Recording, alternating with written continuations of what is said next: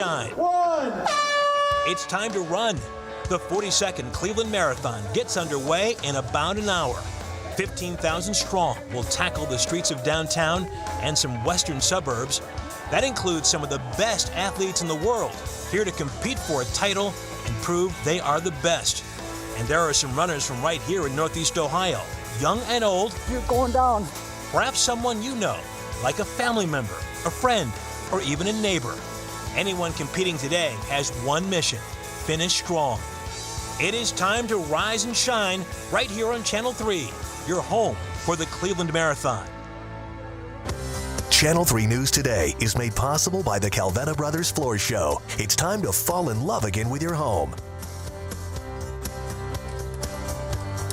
And good morning. It is 6:01 a.m. You are looking live at the start line of the 2019 Rite Aid Cleveland Marathon. Marathon gets underway in about an hour. Some 15,000 strong expected to come out today on what is a beautiful Sunday morning in Cleveland, Ohio. And we are expecting some 30,000 fans, friends, family members, all coming out to support those running the marathon, the 10K, and the half marathon also taking place this morning. The skies are just starting to brighten here over downtown Cleveland. It is going to be a warm one for these runners, but it's very comfortable for us out here. We're just so happy to be joining you, Sarah Shookman alongside Russ Mitchell this morning for this special edition of Channel 3 News Today. As you said, a very comfortable morning for us. For the runners, not so much. It's going to get warm later on. We were told earlier by our experts who you're going to meet in just a bit that, let's say it's 65 degrees out here. For the runners, as they get going, their body temperature is about 20 degrees higher than that. Yes, and so you can imagine, and the humidity is high today. I know we're going to talk about the weather very soon, but just what that's going to feel like. It's going to get hot and sticky for all of those running such long distances very quickly. So that's going to be one of the storylines to follow today for sure. It's interesting. We are used to covering the pregame show. That's what this is, the pregame show, basically, for the race. We're used to covering opening day at Progressive in April, and that's you don't know what kind of weather you're going to get that day. It's snowed, it's rain, all kind of stuff. But again, for us, it's picture perfect out here. And if you're out and about, come down and take a look. This is a wonderful event, something great for Cleveland, something great for the area as well. We're going to take you around the track, give you the lay of the land in just a minute. But as Sarah said, the weather, a big factor here today, and Betsy, the Chief Kling. That's right. Joined us now. She is at the starting line to kind of keep us honest on that. Hey there. How's it going over there, Betsy? Hey guys, it's early, but I'll tell you what, I am not alone. There are people streaming here toward Rocket Mortgage Fieldhouse, and interestingly enough, it's our crew, our lead crew here in the back of this pickup truck that is getting the most attention from everybody right now. They're checking out our camera gear and whatnot, and we'll talk to Will coming up in just a couple minutes. He'll be in that lead truck. Now, as far as the forecast goes, I'll tell you what, friends, it's windy, and that is probably going to end up being a good thing for the runners. I know it's going to make it a little bit harder, but the interesting part is it's going to help to keep them cooler. We are sitting in the upper 60s to right around 70 right now, and in downtown Cleveland it is 70. The dew point is 61 degrees and the humidity is at 73%. That's relatively high humidity, but it's that wind south-southeast at 13. They will have a headwind and a tailwind and a crosswind depending upon which part of the race they are in. Temperatures will be climbing quickly though. Now remember, some of these people, you know, the elite runners are going to be done in 2.5 hours, maybe a little bit more, but then people are going to be running 4 hours and 5 hours and 6 hours. There's even people who could be running 7 hours. So we're talking about temperatures climbing very quickly. And once the sun comes up, they're also going to have to deal with bright, brilliant sunshine.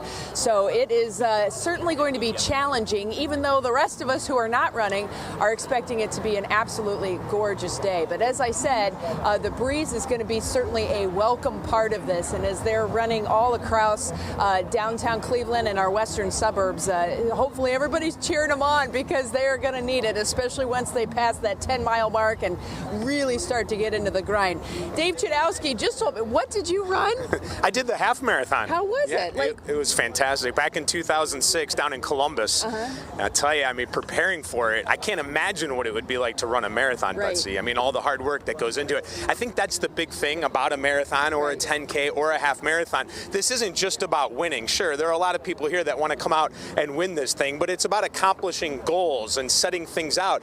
You have put in so much work to get to this point. I mean, you give up a lot of free time and you have to get your runs in throughout the day. And believe me, it takes up a lot of time during the day, and sometimes you're missing out on social engagements and putting things aside to get to this day right here. It all comes down to this, the work, the hard work that you put into it. And I think what's exciting for me this morning already seeing are the smiles on people's faces. Everyone just so happy to be here. Know that they're getting to this exact point. And when all the runners get to that start line and get set to go, it's an incredible scene to watch. So I think it's exciting for all of Cleveland to get to watch that right out of the gate, to see all the runners come out and then fight their way through. And I'll tell you one thing that's very important. Get your water. Every chance that you have to get water, Betsy, make sure that you get the water. Right. This is one of the friendliest runner courses for a marathon in the country. It's one of the oldest, so there's a lot of excitement here. And the weather, actually for runners, not so great, but for spectators, as we've mentioned, awesome. Just don't forget your sunscreen, everybody. That's going to be a big deal today. And one of the guys who has sunscreen on, hopefully, Will Ewick, who we just showed you in the back of the car over there. Will, are you ready for this? Completely sprayed down, Betsy, from head to toe, and I had to get my photographer too because he's bald. I wanted to make sure that he's going to be ready to go. If you could see him, he actually looks like a villain from a Spider-Man movie because he's got this contraption he's holding on to keep this all level right now and balanced, because we are in the lead truck, the truck donated to us by Nick Merritt's a Ford Ranger that we're going to be in the bed of, keeping you in the action all morning long, giving you an idea of the lead changes, who's in the lead, where they're from. You guys have talked about it. I don't want to beat the dead horse. Weather a big factor today. I mean, the fastest time that people are usually looking at is try to get closest to 5 minutes, but the body temperature up about 20 degrees from the actual current temperature when they're out there running. So if we're about 78, they're going to be 98. We talk about all the water they're drinking. They're estimating over 20,000 bottles of water will be consumed.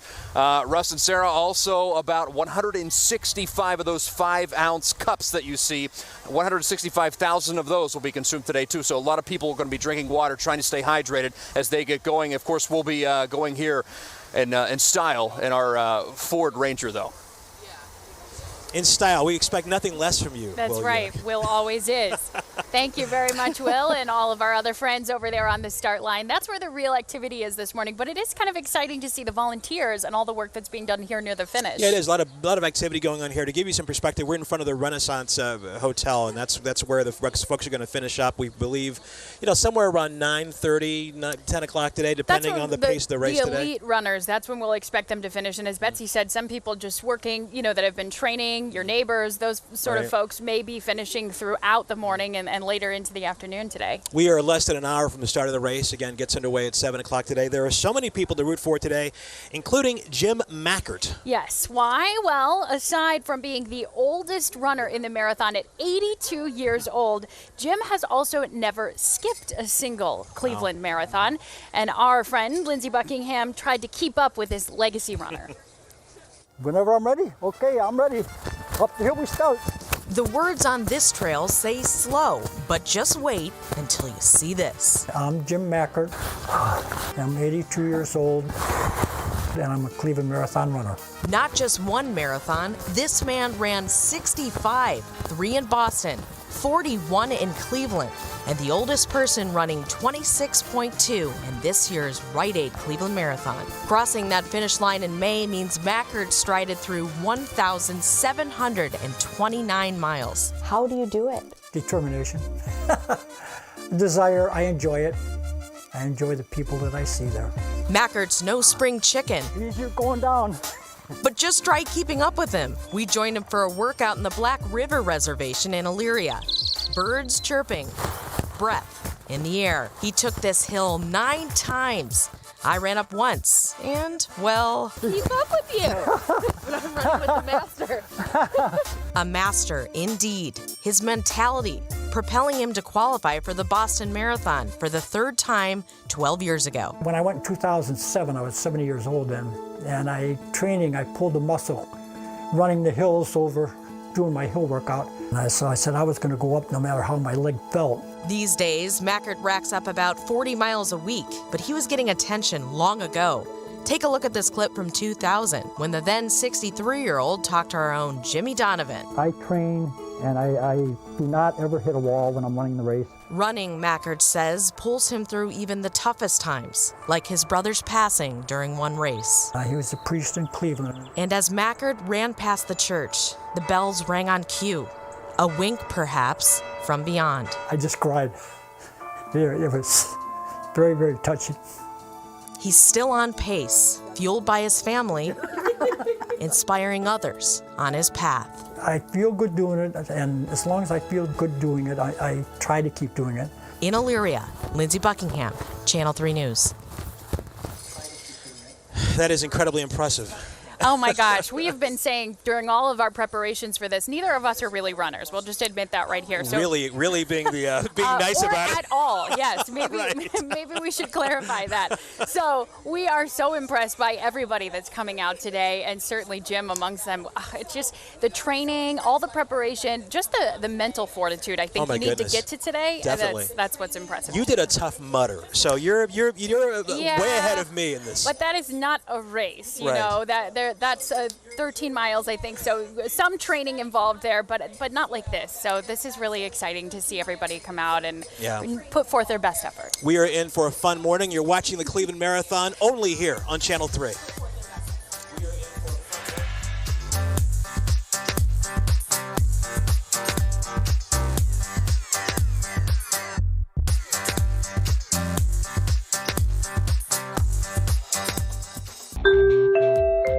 More moms are leaving the workforce to become their own boss. We want to work for ourselves. We don't want to work for anyone else. Starting and running successful businesses. I'm more in control of my life than somebody else. Danielle Serino uncovers how they did it. And it's just me working during nap time and nighttime. Their secrets and advice to moms who want to do the same. It has changed me drastically. Moms taking care of business. Beginning Monday at 6 on Channel 3 News.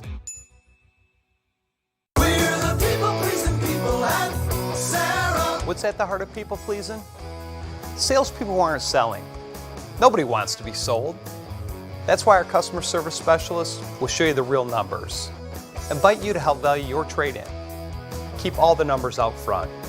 So you decide. No pressure, just help. We think people like that. Sarah Honda in Akron on the Green Auto Mile. Starting this May, bike the trails and ride the rails, presented by Cleveland Clinic and Century Cycles. Take the whole family out and explore your national park. At Cuyahoga Valley Scenic Railroad, you can ride your bike one way and then board the train back for $5. Visit cvsr.org for information. The WKYC and Cleveland Clinic Akron General Mobile Newsroom is rolling through the streets of Akron, Canton, and surrounding cities to bring you all the area's news. Stories you'll see only on WKYC. Cleveland Clinic Akron General is committed to providing access to exceptional care in your neighborhood. The Furniture Brothers are having a huge tent sale, and believe me, you don't see deals like this every day. $4 million worth of inventory that needs to be sold at or below cost. Express delivery or take it home with you that day. You can't beat savings like these. Furniture Brothers, family owned, Cleveland proud. So in this commercial, we see two travelers at a comfort inn with a glow around them. So people watching will be like, wow, maybe I'll glow too if I book direct at choicehotels.com. Who glows? Just say bada book, bada boom. Book now at choicehotels.com. I was confused with AT&T's different packages, complicated contracts, and which internet speed was right for our devices. But I found my way out thanks to Spectrum. Switch to Spectrum with internet and TV for only $89.98 a month. Call 1-855-596-6345. With Spectrum Internet, my family can connect and stream videos at the same time with no data caps. Get Spectrum with internet starting at 100 megabits. Spectrum TV has our favorites like BET, Bravo, and ESPN. Plus TV with over 125 channels with free HD and on demand, both for just $89.98 a month. Call 1-855-596-6345. Plus, with the Spectrum TV app, we can watch live TV on our mobile devices. So glad we switched. How hard was it to switch? One call, one bill. And the best part? No contract. Spectrum will even buy out your current contract up to $500. I'll switch too. Break free and switch to Spectrum Internet and TV for only $89.98 a month. Call 1-855-596-6345.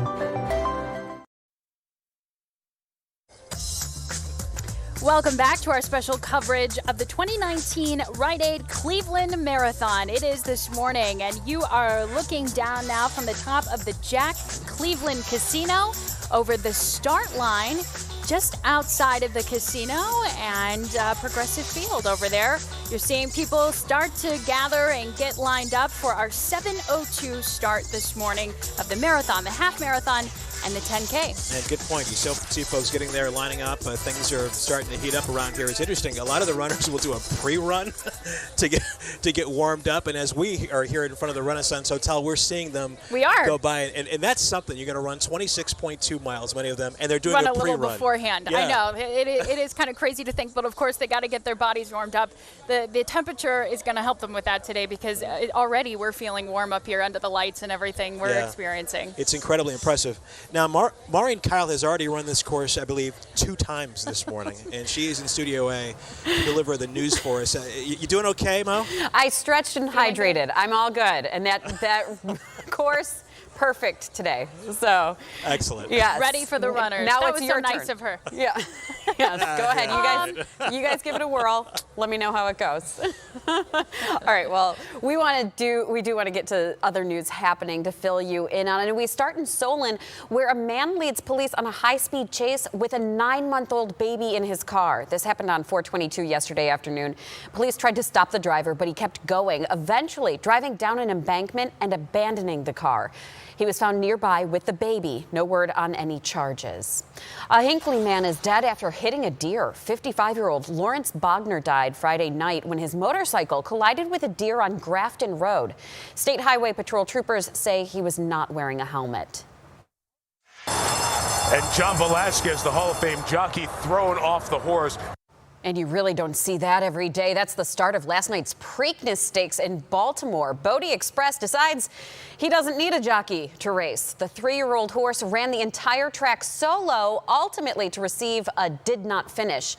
War of Will wins the race. All right, Michael, we're all keeping a close eye on this forecast, especially for those 1,000-plus runners today in the Cleveland Marathon race. So what do you think? We're just about under an hour until start time.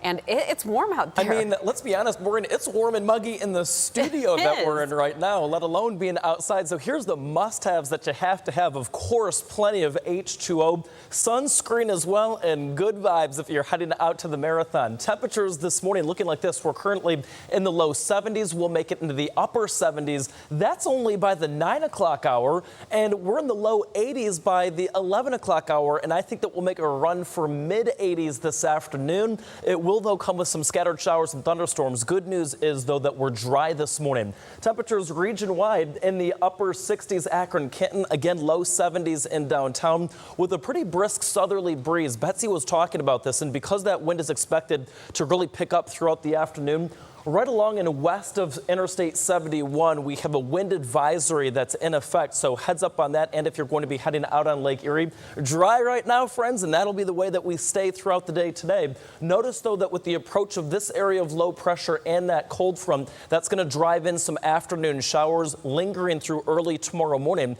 And then by tomorrow afternoon, as we're on the back end of that area of low pressure, noticeably cooler air is then going to filter into northeast Ohio.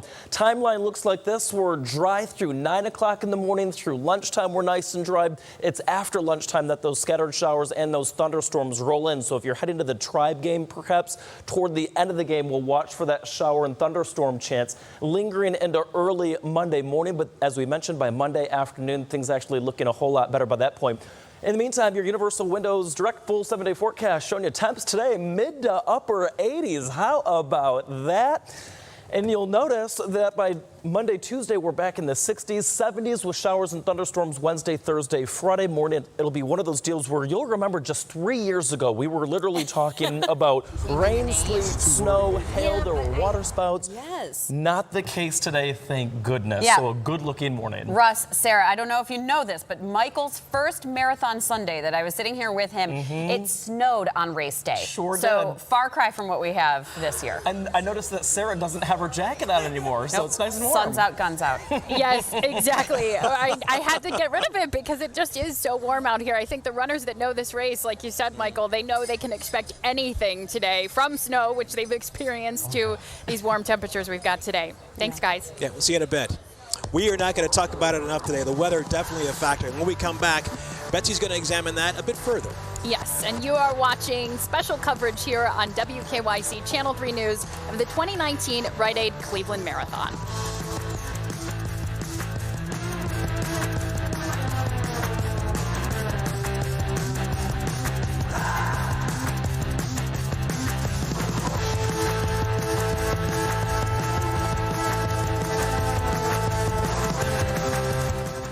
National Design Mart, 2 years interest-free during the month of May. The Culligan high-efficiency water softener is the world's best. It's backed by the industry's strongest warranty and serviced by the world's largest local dealer network. Click or call Culligan Water and start saving today. More people are switching to Ram than ever before because Ram gives you more towing, more luxury, more legroom. And we've got the most awarded truck in America, so you can get on to bigger things. The all-new Ram 1500. Hurry in for big deals during the Ram Bigger Things sales event. Right now, well-qualified lessees get a low-mileage lease on the 2019 Ram 1500 for $249 a month. It's patio season once again, and of course, Alex, you have incredible deals. We have a ton of new stuff. Let me give you 4 examples that are $9.95 each right now. We have this sectional with a chair. We have a 4-piece living room group here. We have a dining room set, all aluminum, with 6 swivel chairs, or of course your solid wood set over here. $9.95 each? That's right. Wow, east side, west side, south side, or northeastfactorydirect.com. Dad, what are you doing? I'm putting extra spring in our spring cleaning sale. Is that what you call it? During our spring cleaning sale, Lease a 2019 Equinox for $189 a month, or a 2019 Traverse for only $289 a month. Lease a new body Silverado 4x4 for only $329 a month. Save 20% off in-stock crew or double cab new body Silverados. so if you're thinking Chevy, think Serpentini Chevrolet in Talmadge, Orville, and Strongsville. American and proud of it. Pretty good springs for an old guy. Are you or someone you know affected by mental illness? NAMI Greater Cleveland provides free support, education, and referrals. For more information, call 216-875-7776 or go to NAMIGreaterCleveland.org. We all have something in common. 206 things, actually. And we at Cleveland Clinic care about every single one of them. From the tip of your finger to a brand new hip, we'll keep you up and moving. We're #1 in Ohio for orthopedics. For every break and breakthrough. For every bone and joint. For every care in the world. Cleveland Clinic.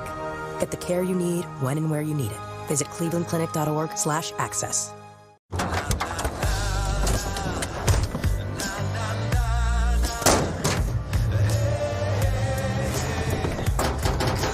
First 6-function multi-pro tailgate, available only on the next generation GMC Sierra.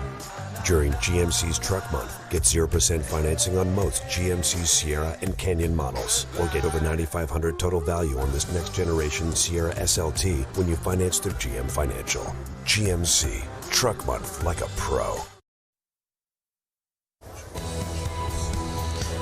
You are looking at the finish line of the 2019 Rite Aid Cleveland Marathon right next to us here in our perch. You're seeing us right there. And they have all kind of stuff set up. They have food, water, provisions, medals. Yes. All for people all when they important. cross that finish line in just a bit here today. Yes, we are getting started for the 2019 Cleveland Marathon, and we have a special guest with us now. That's right. Welcome back to our live coverage. Dr. Ben Boswell of University Hospital joined us, especially in sports medicine. Sir, thanks to you for joining us. We appreciate it, Doctor. Thanks for having me.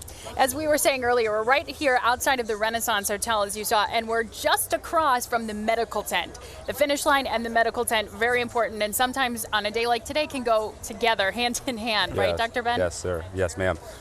So UH is the official medical sponsor, the medical coverage for the Cleveland Marathon. So what we have is we have a main medical tent here. We have a very large medical crew here to take care of the runners. We have stations every 2 miles along the path with providers there as well. And also we have providers on bicycles around the course as well. You'll be able to identify us because we're wearing these red shirts with red crosses on the back. I don't know if you can see them, but that's a good way to see us around the trail.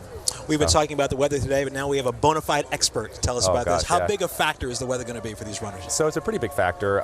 We are very surprised by the weather. We expect it to be a lot colder and rainier, and surprised today it's actually pretty nice and warm. So the big thing for the runners is for hydration, make sure they have plenty of electrolytes. We're going to be here available. Hopefully we don't see too many injuries in the tent, but we're here for that. But the big thing is going to be hydration and not to hesitate getting refreshments along the path. I saw over there you have cooling fans as well. Yes, so yes. After somebody finishes, is there sort of a protocol of how you'll help them if they're feeling a little overheated? Yeah, so we're stationed right next to the finish line. So if we have anyone that's concerning to us, we actually have wheelchairs that we'll grab them and we'll take them to our tent. We'll cool them off. We have ice packs. We even have ice tubs if we need to use them if someone's really having an issue that we have to worry about. Doctor, what's the best bit of advice you can give someone as they start out today? Gosh, just make sure you're ready, make sure you're hydrated. The work's done. It's time to get out there and get it done. Got to stretch and got to take those absolutely, opportunities to absolutely. have the beverages, their electrolytes. Yep. And you can see a lot of guys, a lot of runners out here getting ready and getting stretched and getting ready to go. So that's probably the best thing for them. So that's good. Well, we just hope that everybody is safe today and that you're not yes, dealing with too many yes, injuries over yeah, there. Totally. Hopefully not. Best part for you today? Best part for me is I just like being part of this event. It's a lot of fun. There's a lot of people out. There's a lot of runners out. It's very exciting. Yeah, So. it is exciting. It's quite the atmosphere down here as you see everybody getting started this morning. We're so grateful for UH and for you, Dr. Ben Boswell, for being part of this today. Thanks Thank for you. having us. Hope you have an uneventful day, Doctor. Me too. Dorcina Drakeford is back in the house. She is monitoring social media for us. Dorcina, what are folks saying? Well, good morning, Russ and Sarah. Yeah, today is a big day for a lot of people, and we're using #CleMarathon so that we can kind of encapsulate and showcase everything that everyone's saying. So I want to start here with Gavin.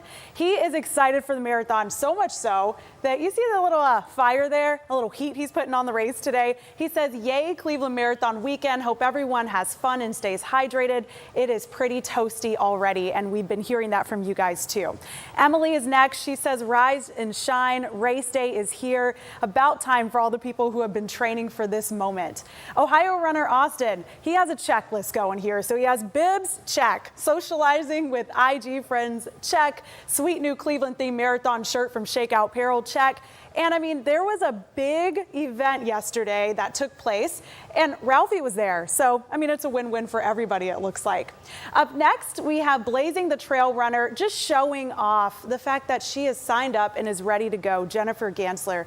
She found some gems at the Cleveland Marathon Expo, but it's going to be a hot one. The weather is a big talker today. It's definitely something that's on the top of everybody's mind. And then we have Tigger851 says, Sven loves the colors. We've been seeing a lot of this too, which is awesome to see people in their gear ready to go. It's just been kind of like the feeling that you get when you're preparing for something so big. And I think it was said right out there in the field, you guys. It's about the preparation and the goals that you set. And everybody's going to be just fine, I'm sure. And we'll have more of this throughout the morning. #CLE Marathon. We're hoping to see your pictures and your post. We'll send it back out to you guys. Dorcina, you're a runner, right? We could say that loosely. She's an athlete for sure. Total athlete. She's underselling it. Yes, exactly. Thank you, guys. You're too kind. All right. The humble Dorcina Drakeford. Yes. Thanks a lot. 15,000 runners will be pounding the pavement this morning. That includes a 10K, hand cycling, half marathon, and of course the marathon. And we are just about 30 minutes away from the start, so stay with us here on Channel 3 as we count down to the 2019 Rite Aid Cleveland Marathon.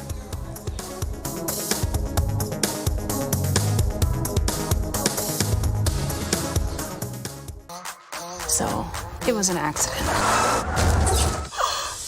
I'm about to be arrested for murder. She kills a person, and then we take the fall. Not on my watch. Good Girls, tonight on NBC. Here we go! This is our finale. That was by far my favorite performance. The Voice finale, live Monday and Tuesday on NBC. Kick off this summer with a great deal on some of our most popular vehicles at the Honda Memorial Day sales event. Now it's your chance to get an outstanding vehicle with a great offer. Honda was awarded 2019's Best Overall Brand by KBB.com.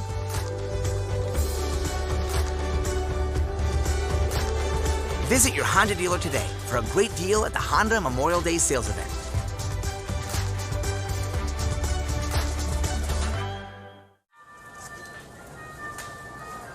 George and George here for the Ohio Lottery. With just 2 George Washingtons, you can visit Mount Rushmore.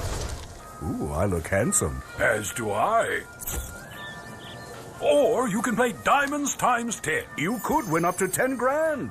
Diamonds times 10, the newest $2 scratch-off from the Ohio Lottery. $2 scratch-off, where 2 George Washingtons can win you so many Ben Franklins. Fortuitous. Every brand under one roof. Every brand on sale. The Memorial Day mattress sale at Levin starts now. Sealy mattresses as low as $99. Save up to $1,000 on Sealy Hybrids, Serta iComfort, Beauty Rest Black, and Hybrids, Stearns & Foster, and Tempur-Pedic. Plus up to a $300 rewards card or a free 50-inch TV with Tempur-Pedic and Beauty Rest Black. Or incredible free power base upgrade on select sets. The Memorial Day mattress sale now at Levin's. Just when you thought you were done painting, you discover paint bleed. Frog tape is the only painter's tape treated with patented paint block technology. Paint block reacts with the water in latex paint to form a micro barrier against paint bleed, giving you the sharpest lines possible. Get professional results with Frog tape. No messy lines, no paint bleed. For sharp lines, every time, Frog it. Yeah! There we go. This Memorial Day, start your summer off right in a new Chevrolet. Oh, wow. It's time to upgrade. You guys outdid yourself there. I'm going to go and get a Chevy. An exciting summer begins at your Chevy dealer.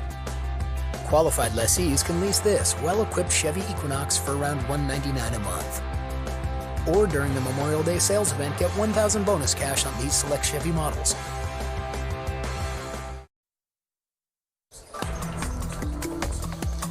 A live look from the Jack Casino Cleveland as we look down. It's the start of the 2019 Rite Aid Cleveland Marathon, now about 30 minutes away. As you can see, folks are coming downtown, getting ready. You got fans, you got people participating.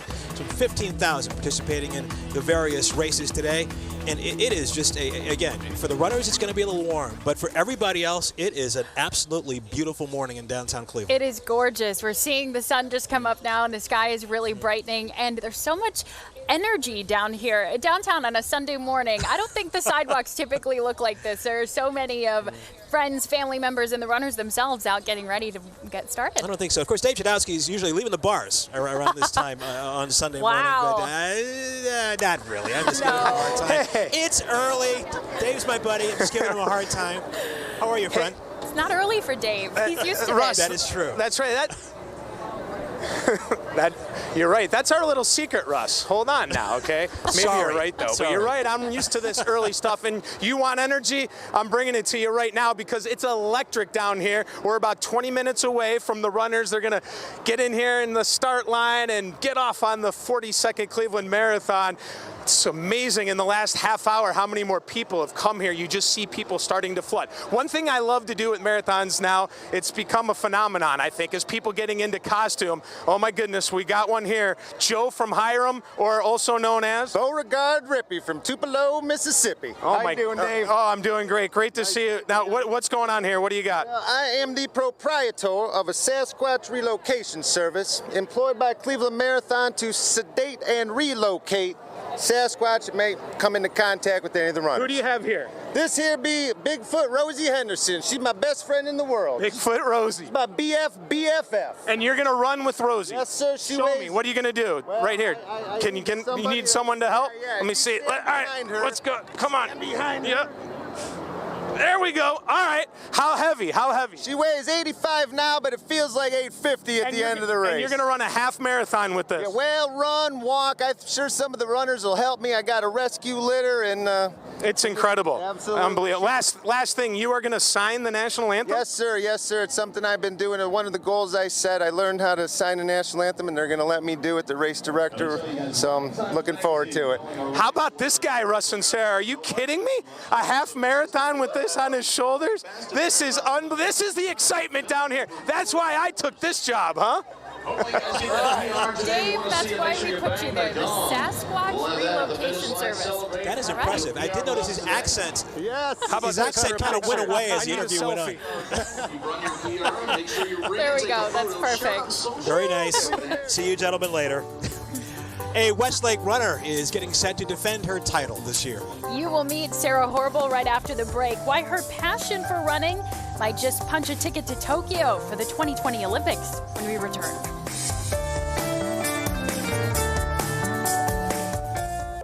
This second shift. This old pair of pants.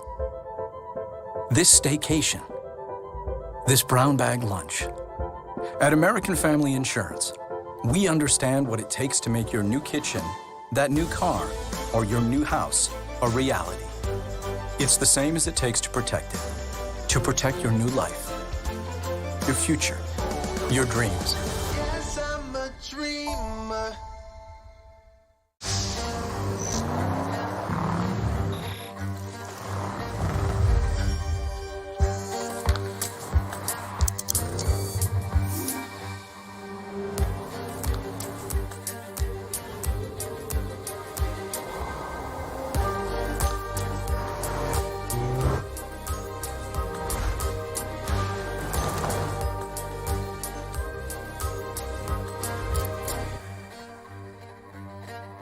At Huntington, we believe in looking out for people and our communities. That's why we support the Cleveland Public Library. This year, the library celebrates 150 years as a center of learning for a diverse and inclusive community. With free access to technology, materials, and events, Cleveland Public Library is connecting our communities and enhancing our region's quality of life. Cleveland Public Library is open for discovery. Huntington and the Cleveland Public Library, helping communities thrive in Cleveland. There's never been a better time to shop for beautiful home furnishings. From May 16th to the 20th, 10% of every purchase you make at the new Our House Furniture store at Legacy Village will be donated to Cleveland Clinic Children's. Our House Furniture, great partners, and a great cause. We're with Ken Wilson, co-owner of the Gutter Boys. Ken, there's a lot of gutter guard options out there. Why Valor Gutter Guard by the Gutter Boys? Yeah, Valor Gutter Guard by the Gutter Boys is America's #1 ranked gutter guard because it's more effective than any guard on the market. It keeps out all debris, including leaves, sticks, pine needles, and seed pods. But it also allows for the most water flow of any guard on the market. Right now is the best time to save with $500 off with the whole house Valor installation. Get Valor Gutter Guards at gutterboys.com. Starting this May, bike the trails and ride the rails, presented by Cleveland Clinic and Century Cycles. Take the whole family out and explore your national park. At Cuyahoga Valley Scenic Railroad, you can ride your bike one way and then board the train back for $5. Visit cbsr.org for information. Stranger danger. You say it to your kids all the time, but are they listening? It's something that you need to reiterate over and over and over all the time. But police believe saying is not believing, so they put the message to the test. I was freaking out. It wasn't a stranger. It wasn't a stranger? It was just a donut. It was just a grown-up. What you need to teach the little ones you love most. Monday at 11 on Channel 3.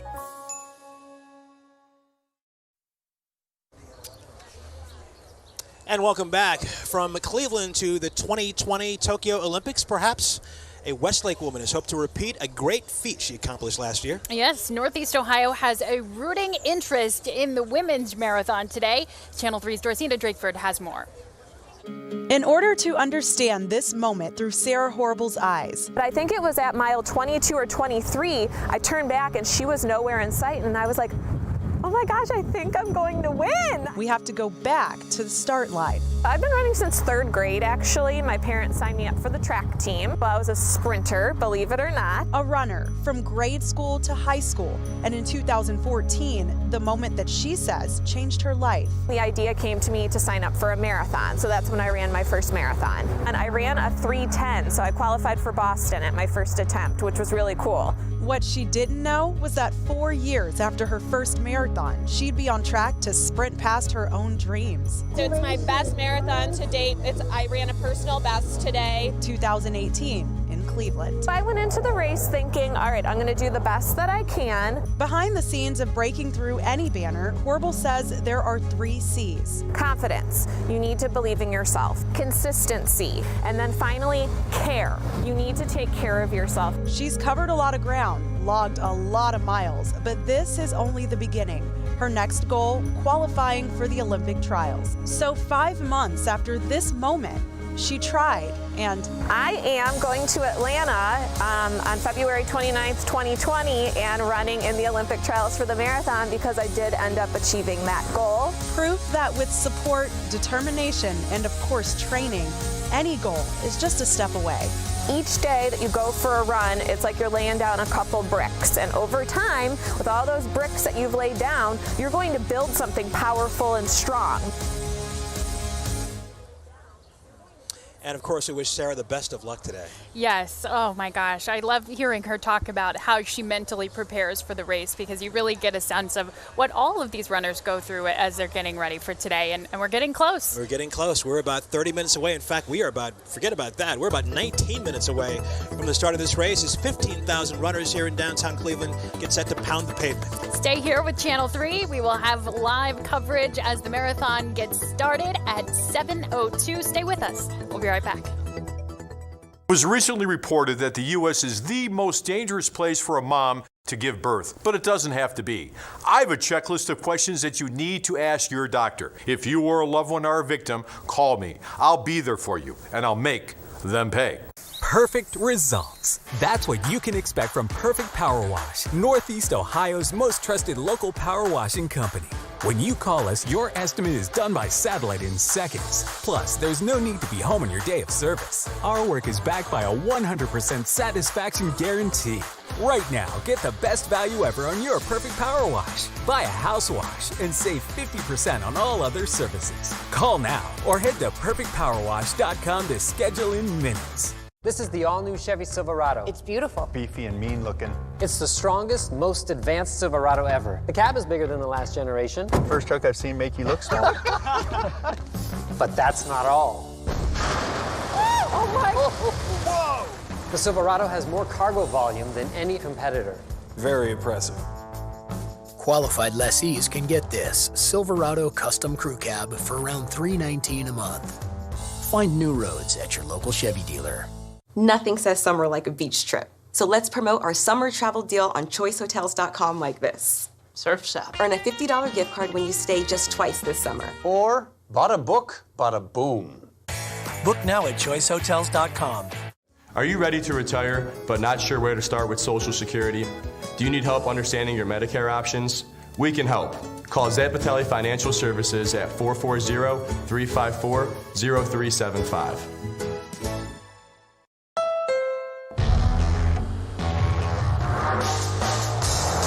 Honda was named the 2019 Best Overall Brand and Best Value Brand by Kelley Blue Book.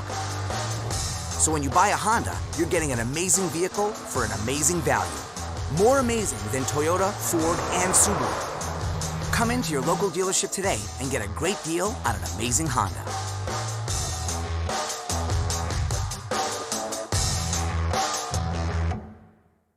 Hi, Ted Arslanian. My family started the carpet cleaning business in 1959. We're here to stay. We appreciate your business yesterday, today, and tomorrow.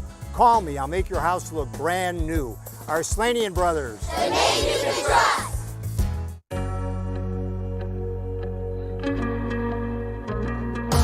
$100% means every cent of every dollar I raise supports cancer research at Cleveland Clinic. It means developing life-saving cancer treatments and never quitting until a cure is found. And to us, that means everything.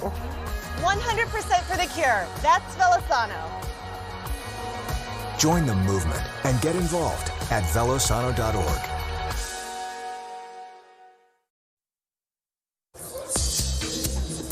We are counting down the minutes now to the start of the 2019 Rite Aid Cleveland Marathon. You are looking at the start line now with race coverage brought to you by Jack Cleveland Casino. Look at all those runners, thousands of runners lined up at the start, which will happen at 7:02 this morning, just about less than 20 minutes away here. Wow, and as they say in a famous movie, that escalated quickly because just a few minutes ago, there were not that many people lined up, but as we approach this time, it's 6:44 right now, time coming up at 7:02, as Sarah just said, to start the race. The hand cycle race gets underway at 6:50 this morning, and you see the folks participating in that right there, and that actually moves very fast. Yes. Yeah, we understand that those folks will finish in about an hour and a half or so, maybe even quicker than that. So we'll, of course, be standing by to see them. There's our friend Betsy Kling taking some photos at the start line. There is so much activity and action down here, and there has been, but when you see everybody come together, like you said, that escalated quickly because everybody is just taking shape there, and they're really starting to get in position now. That really puts it in perspective. Mm-hmm. How many people are here? Exactly. You saw only two folks were doing the hand cycle. That's right. Yeah. So it'll be a race to the finish between those two. I can't. That kind of tête-à-tête competition must be pretty hard once you're out there. Yes, it becomes very personal. Yeah. At that point. Maybe they're friends. Maybe so. I hope so. Mr. Will Ewick is out and about. He's going to be in the lead truck today, following the runners as we carry on throughout the morning. Will, what can you tell us? Well, Russ, I got to say one thing. The interesting thing, we always talk about the weather in Cleveland, and we've been spending the entire morning talking about how hot and humid it's going to be for runners out here. But it is Cleveland, so they don't take that for granted.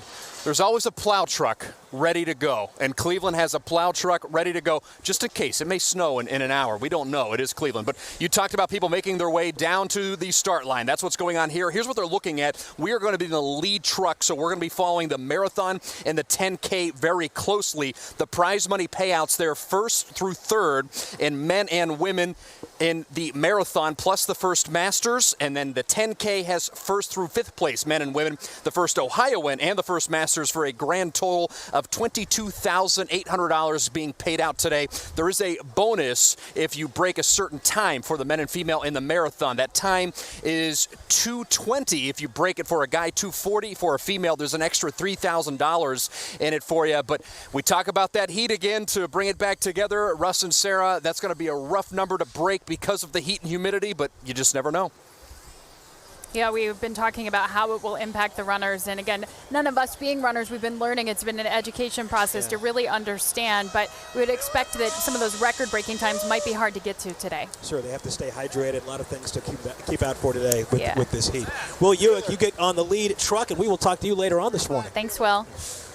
Speaking of heat, Betsy Kling over there, not too far at the starting gate. What can you tell us from your end, Betsy?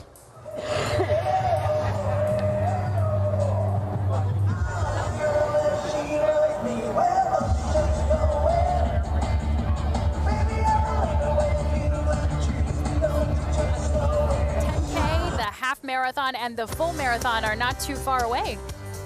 Definitely. So I guess we'll go to Betsy later on. She's getting situated over there, as they say. We'll talk to her in just a bit. When we come back, more from the race course. Again, everything gets underway today at 7:02. We're, about 15 minutes away. Yes, we're over at the finish line now, and there is not so much action over here, but the start, wow, it's really getting underway. So stay with us. We will be right back here with our special coverage of the 2019 Rite Aid Cleveland Marathon.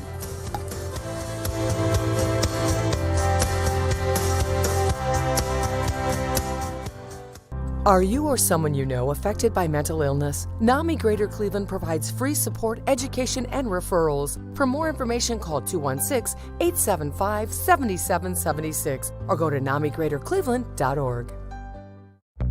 Only your locally owned Cub Cadet dealer has genuine parts, accessories, trained service technicians, and the widest selection of innovative Cub Cadet products. We're here for you whenever you need us, with expert service and support to keep your equipment running at peak performance for years to come.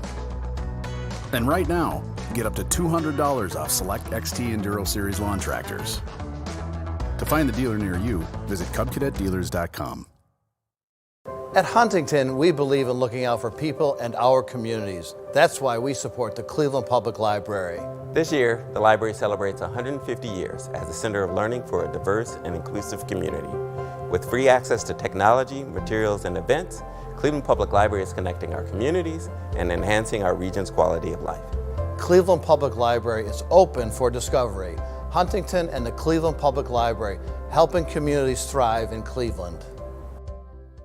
Last year's ad campaign was a success for ChoiceHotels.com. Bada book, bada boom. This year, we're taking it up a notch. So in this commercial, we see two travelers at a Comfort Inn with a glow around them. So people watching will be like, wow, maybe I'll glow too if I book direct at ChoiceHotels.com.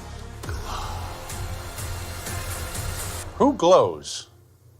Just say bada book, bada boom. Nobody glows. He gets it. Always the lowest price, guaranteed. Book now at ChoiceHotels.com. Hi, my name's Pat Moran, and along with my father and son, we welcome you to Window World. We're one of only 2 companies in the nation to have earned the Good Housekeeping Limited Warranty Seal on windows, doors, and siding. And our products are made right here in Ohio and Pennsylvania. At Window World, you're going to get our very best quality products at our very lowest price, right up front. It's about pricing, service, family, and it's about community. That's why we always say, not only do we stand behind our windows, we stand on them.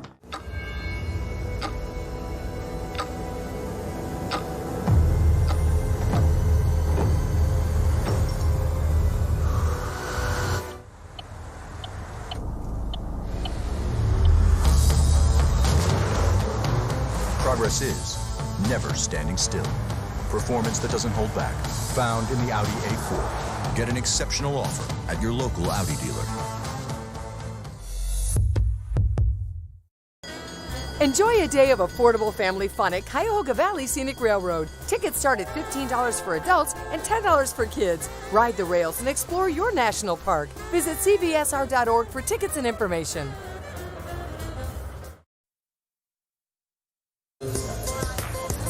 As we showed you earlier, the start of the hen cycle competition got underway about 5 minutes ago. They're off. 2 racers this year.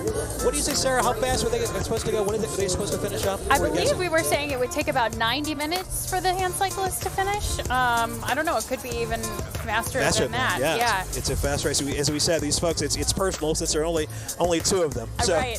Yeah. So I wonder. It would be fun to follow them if they're having any conversation and egging each other on as they go. Not talking smack, as it were. And there we are, the starting line, and that is an incredibly impressive picture there. Some 15,000 runners running the marathon and the 10K getting set. We're about 11 minutes away from the start of this race. And again, as you look at that picture, wow, how cool is that in downtown Cleveland on a Sunday morning? That is awesome. 15,000 people, runners expected to be out on the course this morning running the 10K, the half marathon, and the marathon. And they're all bringing friends. About 30,000 people expected to be out along the course to cheer them on. They've got signs ready, I'm sure.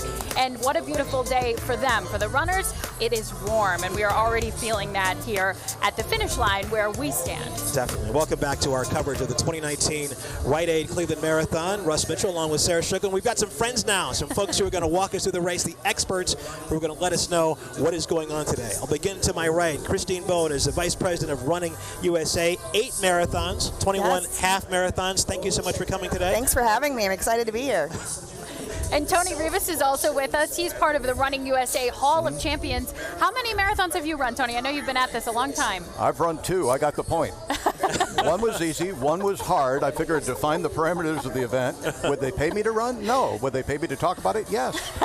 I talk about it. And here you are, and you know these runners very well, so it's going to be great to have you both on board to just walk us through this, to keep us, abreast of things that you notice that are happening in the race, any changes, patterns, trends that we notice, and of course, follow some of the elite talent that is here with us for the race. No, they got a lot of elite talent. We got a defending champion on the men's side. second place finisher on the women's side, rather, Sarah Harbaugh. We saw that piece a little bit earlier. I'm very excited for her. I'm a little sad for all the runners. You saw how cool it was to be down here downtown with 15,000 people, but in fact, it's not cool. It's very humid. We're just almost sweating here, just standing, broadcasting. So it's going to be a potentially dangerous day. If you guys are out on the course, bring the hoses out. This could be a day where you can really help these runners out. Just by spraying them down. Absolutely. Christine, you are a veteran, of course, of these wars. Kind of take me through the mind of a runner right now. What's going through your head as you're at the starting line? They're excited, but there's probably some nervous jitters, as Tony said, with the heat. That's something that, they probably haven't trained in. They're probably not really prepared for that. So they really want to, probably slow it down a little bit while they're out there, which will probably happen naturally for them. But, it's a good, they just need to relax and enjoy the experience. It's a huge undertaking. It's a huge accomplishment. And when they cross this finish line, it's a feeling like no other. So we're excited for them. Yes, absolutely. I know, Tony, as we were talking, you were saying that's sort of the challenge of spring marathons. And this is really towards the end of the spring season. But most of these folks, of course, at least if the Northeast Ohioans, have been training in much cooler weather than we're seeing today. Most people have about a 3-month preparation for the marathon. And so that means you're going through cooler weather. If you're of a fall marathon, say in Chicago or New York City, you're training through the winter, and the odds are through. If you have a hot day, you're used to it. If you have a cool day, it's bless our hearts, we have a real break.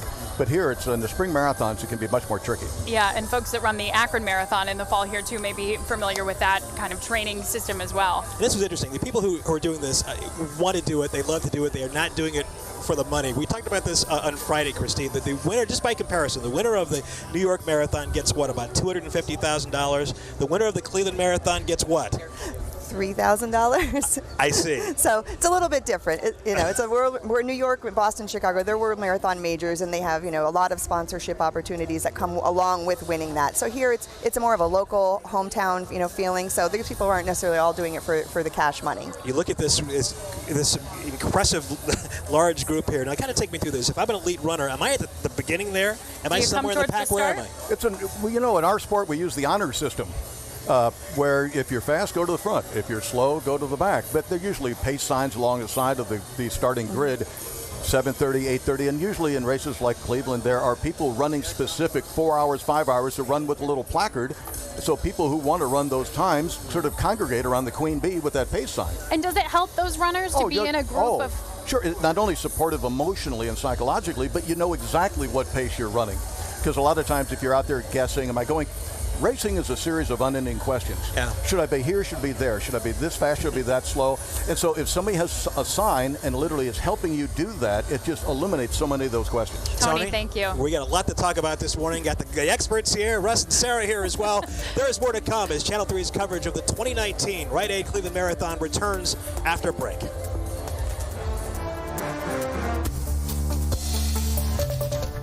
One woman has mastered the craft of custom-made smiles. Tuesday at 11. Michael Cardamone once again with Alex Nemeth, the owner of Northeast Factory Direct. It's patio furniture time here in Northeast Ohio. We love it, but we love your deals more. Tell us about them. So we have a ton of new stuff. Let's start here with some examples. Okay. We have 4 different groups here that are $9.95 each. You can get them right away. We'll start with this sectional here that includes a chair. Or we have this 4-piece room group that includes a gliding love seat. Ooh, a lot of people like that. People love that. This, I think, is one of the best values that we have. This is a 7-piece dining room set. It's all cast aluminum, powder coated, and it's got 6 swivel chairs, including the cushions for $9.95. Wow. Unheard of. And of course, our brand new solid wood high top group as well. And you know what? It's all different styles. So no matter what type of home you have, it can fit people's styles. But if we can move over to these 2 pieces, as soon as I walked in, my eyes been kind of on these all day. Talk about this, but more importantly, how much it would cost in one of those fancy stores. So this is brand new, and this is all solid wood. It's made out of eucalyptus, which is a really dense wood, versus teak that you have to treat when it discolors over time. But as far as price, to give you an idea, a sofa like this at some of the fancy places can cost as much as $3,000. We're doing them for $699. Wow. Now, moving over to this beautiful piece over here as well. This is one of our most popular. This is a huge sectional that you can get from us for $16.99 that normally would cost you $3,000 to $4,000 somewhere else. I mean, Alex, incredible deals, $9.95 each. I mean, obviously, you're saving people not hundreds, but thousands. East side, west side, south side, northeast, factorydirect.com. There's a reason burgers from Meijer taste so good. We grind the beef in the morning. We grind the beef in the evening. We grind the beef fresh every day. It's kind of a grind, but I got no beef with that. That's why burgers from Meijer taste so good. See these little rose gold capsules? They're Elizabeth Arden's retinol ceramide capsules line erasing night serum. Retinol is powerful on wrinkles, and ceramide is for boosting moisture. And together, wow. Get more at Fred Martin Superstore. Over 1,500 vehicles available. Buy a used car and get 3 years of oil changes, roadside assistance, and a lifetime powertrain warranty free. Get more for your trade. We'll give you overbook value plus $1,000 trade-in bonus cash. There's a reason the bananas look so good at Meijer. This may sound bananas to you, but all I do is look at bananas. Because nobody sees our bananas until I say they've got enough appeal. That's why the bananas look so good at Meijer. It's time to race, it's time to cheer, it's time for the 42nd Cleveland Marathon. We are just minutes away from 15,000 athletes hitting the course to see if they can tame the streets of downtown Cleveland and a few suburbs too. It is time to celebrate. The Cleveland Marathon is about to begin right here on Channel 3, your official home for the Cleveland Marathon. Channel 3 News Today is made possible by the Calvetta Brothers Floor Show. It's time to fall in love again with your home. There it is. That's the starting line. Those 15,000 runners taking their positions now, because you can see we're only about a minute away from the start of the 2019 Cleveland Marathon. Thanks for joining us here for special coverage on Channel 3. Wow, what a shot right there. That's the shot that folks are going to remember, that beginning of the race. All these people lined up downtown Cleveland on an absolutely glorious Sunday morning in May in Cleveland, Ohio. Fantastic. Russ Mitchell, Sarah Shipman, along with Tony Rivas and Christine Bowen, our experts, our running experts, are going to walk us through the next 3 hours here on Channel 3. All right, guys, it's almost showtime. 2 minutes away, less than 2 minutes away. What is happening out there? Well, they can't wait to get going, is what it is. I mean, they've tapered. In other words, they've reduced their training for the last 3 or 4 days to get the cream rising to the top of race day, which means they're itching to go. Their legs have been running for every day for months, and they're saying, where are we? Let's go, let's go, let's go. Wow, I wonder how far back that. I don't have a really perspective of how far back that is, but it's pretty far. Yes, a lot of folks out there. Yeah, and there's probably the body heat in those corrals right now is probably not helping the situation either. They're all packed in there. That's true. Of course, the weather, a big storyline today. You're looking down from the top of the Jack Cleveland Casino at the start line there, and Tony, you've been watching your watch because you want to hit it right as they take off. Like all runners, the whole idea is we have time and distance and the correlation between the two. So that's what we've got to work with here, so it's very important we get our time started right when the gun goes off. I'm told we are about 20 seconds from the start, so the best thing we can do right now is be quiet for just a bit and let you listen, watch, and experience.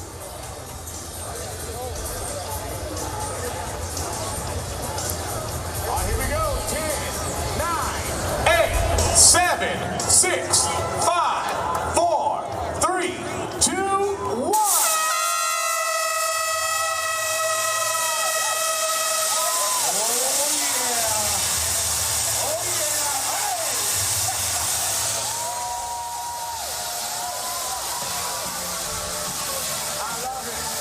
And they are off. They are off and running, and look at them. I mean, it's amazing to me how quickly these folks take off right out of the gate, considering, I'm probably a little bit further back out there when I'm running a marathon. What is the strategy, or does everybody have sort of their own unique strategy as they get started today? I think so. Well, first of all, we have the 10K, the half marathon, and the marathoners all taking off simultaneously. Different covered bibs. Now, the question for the marathoners, especially for the elite women marathoners, is that the bibs are all in the front of the jerseys. Mm-hmm. Well, who am I racing?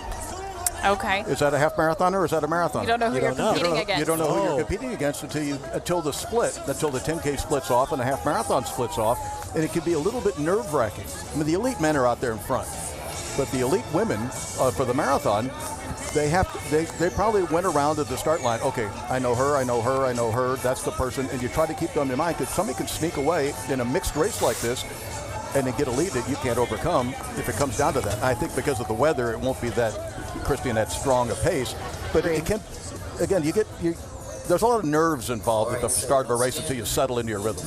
100%. And I think it's important, for the everyday runner that's out here, not just the elites, that you just need to run your own race. You need to stick with your plan, stick with your training and what you feel is comfortable to you. Don't worry about the person next to you. Don't worry about the person behind you. Just, run with how you feel for that day. How much water have these folks had so far this morning? Are they kind of pacing themselves, or how does that work? Hydration's really interesting, and especially in a situation like this where, the heat's been talked about for several days, and, you want to have that regular hydration, but there's such a thing as overhydrating too, and that's something that they'll really need to be careful about. And Tony, tell us right now, if you are getting started, you said you got to settle into your groove. Kind of, what are you trying to push out of your mind? You were telling us earlier that all racing is decision making, step by step. Well, right. It's easy to go out too hard as opposed to too slow. So you don't want to get sucked out. I mean, there's all this emotion of the day, and you can, without realizing it, run 10 seconds a mile too fast at the beginning. And the mistakes you make in the first 15 or 20 minutes of the race can compound. It's the pie-shaped wedge. Something small down at the beginning can really expand into big trouble later in the day. Now, mistakes. What's the biggest mistake one could make at Going out too hard. Going out too hard for sure. I would say that's the number one in sort of this, because that energy and that emotion just pulls you right out there. And you say, I feel great, because you've probably been in that taper mode and haven't run for a couple of weeks at this distance. So it's easy to go out too hard. I think most runners have made that mistake. And what are the different ways that they're keeping track of they're using their watches, their own pace? Do they have friends or people they're checking in with along the way? These are self-sufficient beings out there. Runners know exactly, they look at their watch. I mean, they're very particular about what pace they are. Again, they're just constantly reinforcing. Some of them are wearing like Garmin's, like heart rate monitors, and they'll judge themselves not by time so much as by heart rate. So they don't want to go over a certain heart rate, because that's when you start using too much fuel, and that'll come back and hurt you at the end as well. Okay. When we spoke on Friday, I was asking how many folks actually finished this race, and I was told about 95%, which is incredibly impressive. That's a great finishing rate, actually, for 95%. But, people, you're committed. You're not out there. This is not something you take lightly when you sign up to do this. So if you're out there, that's the goal, is to always finish. And those that don't finish, it's probably, there's maybe a medical reason that it happened. It wasn't their day. So hopefully that we don't have any of that today. Hopefully people just, stay on their pace and take it easy and enjoy the day. And as we said, nobody's doing this for the money today. This is because you want to do this. You want to get out here and experience this. So it's a bucket list goal for a lot of people. And then there's other people that just, do it year after year. We've got 10 legacy runners out here today that have run all 42 races. And so that's pretty exciting. And we met Jim earlier. If you were watching our sort of pregame show before the race got started, he's 82 years old, out there running. He's been a part of every Cleveland Marathon, so this is his 42nd. I mean, those are the stories that really, that's just so incredible to me to hear. I did. I spent some time talking with Jim yesterday myself, because I've not run this course before, and so I wanted to hear from him, like, what does he look forward to out there? What are the things that are exciting for him? And he's like, well, I'm out there, for 8 hours, so a lot of the fun stuff is gone when I get there. So he takes his time. He takes his time, but his family will be there with him, and we're really cheering for him today. Oh, that is really cool. I'm sorry, go ahead, Sarah. I was just going to say, let's talk a little bit about the course itself. As Christine just mentioned, they changed it 2 years ago for the 40th anniversary. What do you guys notice? I mean, as you look at where we go, the elevations, all of those sorts of things. Not much elevation. Obviously, you have to go over the bridge in the 24th mile. But it's a flat course, but it's not fast. There's a lot of turns, so it breaks the rhythm up a little bit. The elite athletes talked about, they're not looking for a fast time here. They're just looking they're competing. That's primarily what their goal is. Gotcha. It is now 7:07. The race has been underway for about 5 minutes now. We're going to be with you through 10 o'clock this morning to bring you the latest from downtown Cleveland and throughout Cleveland as the 2019 Rite Aid Cleveland Marathon rolls on. We'll be back after a break. All next week, it's all about big fat lies, face-to-face ones, over-the-phone ones, and those on social. So untrue. How to spot them and how to best respond, whether kids, colleagues, or family. Liar. The truth about lies. Weekday mornings on 3. Carrie Underwood is bringing her tour to the Rocket Mortgage Fieldhouse, and we're giving away 8 pairs of suite tickets. Watch Channel 3 News at 11 p.m. all next week for the secret code word and enter it on WKYC.com/contest for your chance to win. Power up with Dunkin's protein-filled power breakfast sandwich and egg white bowl. They're kind of like this, but with food. Arm day. Yeah.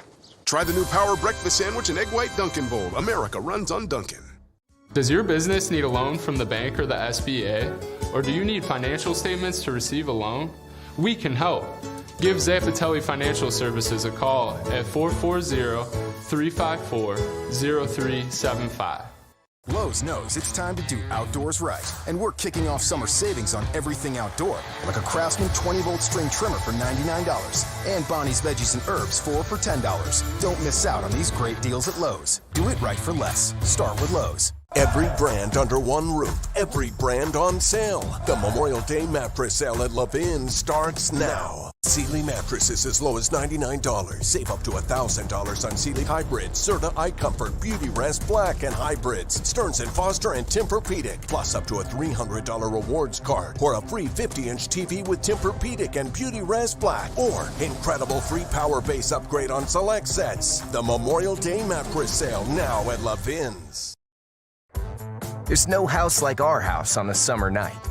Here, the rules are a little different. You can stay up past your bedtime and be as loud as you want. Because in this house, the game is always on. Our house is at the corner of Carnegie and Ontario.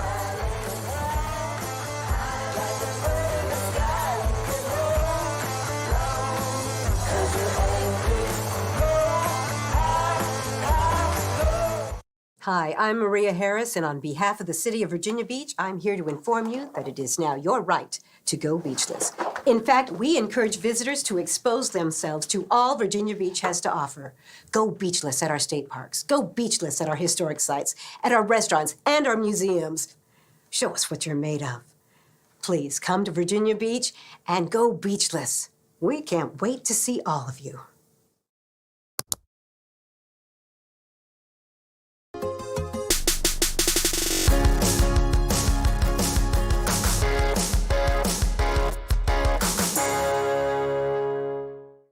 Now you can have the ice cream flavors you love in the coffee you love while you pretend to hate that thing. Who washes this trash you actually love? You are so amazing. She's gonna choose. Baskin-Robbins ice cream flavored coffees are back at Dunkin'. America runs on Dunkin'.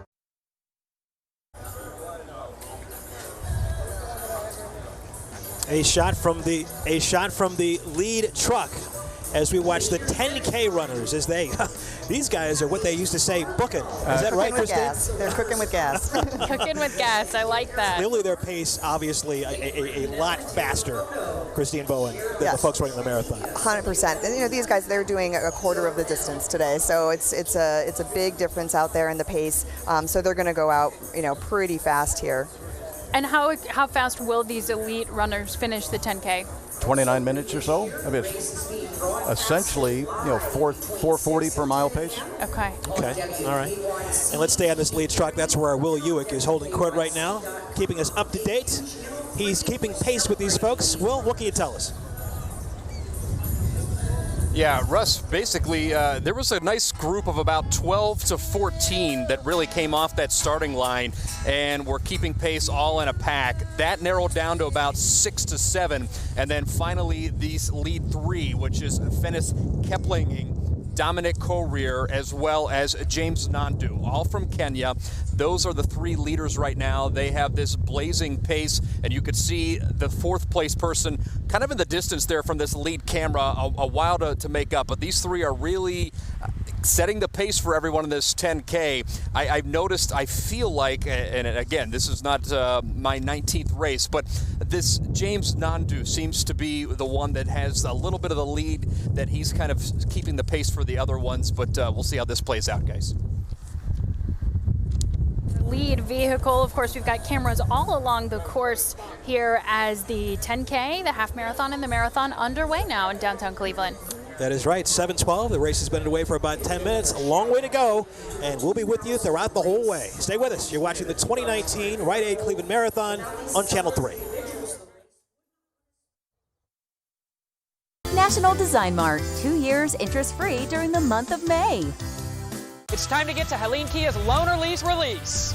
Helene Kia can help you get out of your trade and into a brand new Kia, even if you owe up to $8,000 more than your trade is worth. Don't miss the Loan or Lease release this week at Helene Kia in North Olmsted and Sandusky. So in this commercial, we see two travelers at a Comfort Inn with a glow around them. So people watching will be like, wow, maybe I'll glow too if I book direct at choicehotels.com. Who glows?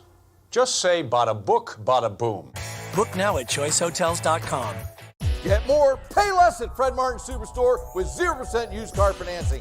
500 cars under $249 per month, 1,000 under $329, over 1,500 vehicles available. Check out our online reviews, FredMartinSuperstore.com.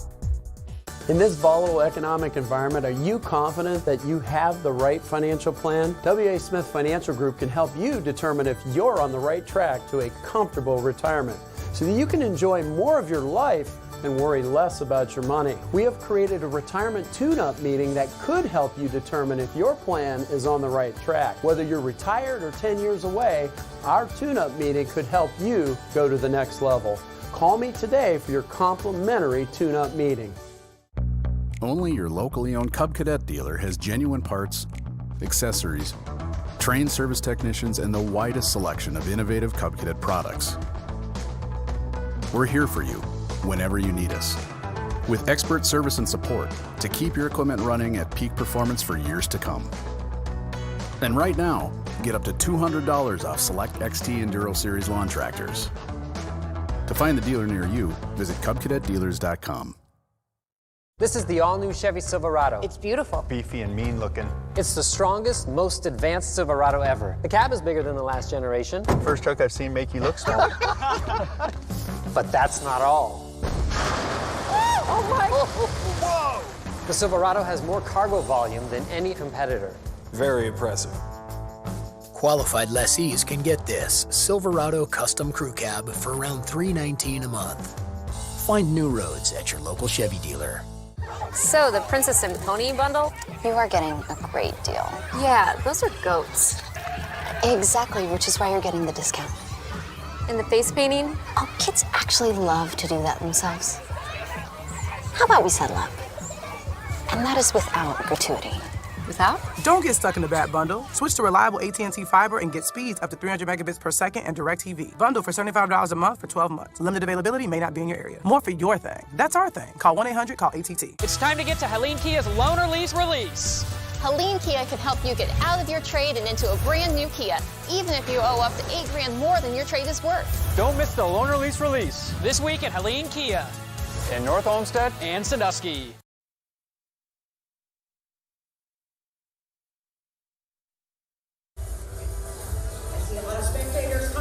Well, welcome back to our special coverage here on Channel 3 of the 2019 Rite Aid Cleveland Marathon. It is underway. Sarah Shookman alongside Russ Mitchell. Tony Rivas is with us, one of our experts, and Christine Bowden as well, both with Running USA. We're so grateful to have you guys to walk us through everything we're experiencing here. The 10K, that's our focus at the moment. That's right. We're going to stick with that, go back to the truck and see how folks are doing. We're going to stay with that for a while because they are moving fast. So, Christine, I'll begin with you. Take us through this. Where are we at this point in the race, and how fast are these guys going? They're going, I think we said about 4:40 pace. Is that about right, Tony? I'd say, yeah, they're going flat out. They're pinning that tachometer right on the red line right now. Now that is the two guys we expected. They've already met each other 3 times this spring, and each time Dominic Carrier on the right in the white has beaten James Ndangu in the red. But again, James Ndangu, they're both Kenyan. One is from the Kikuyu tribe, the guy in red. One is from the Kalenjin tribe, the two greatest running tribes in all of Kenya.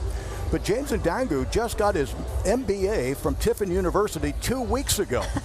So He's this been guy's busy. world-class runner with world-class academics at the same time. So that's part of what that differential may well be later in the day. Yeah, and you said these two guys, they know each other well. They've competed a lot against each other. And you were talking about sort of that mentality of having someone, the competition part of that, of running right alongside someone else. Tell us what the mindset is. Well, you draw on the energy of the other, and you share that energy. So the guy in third place, I mean, he's in no man's land.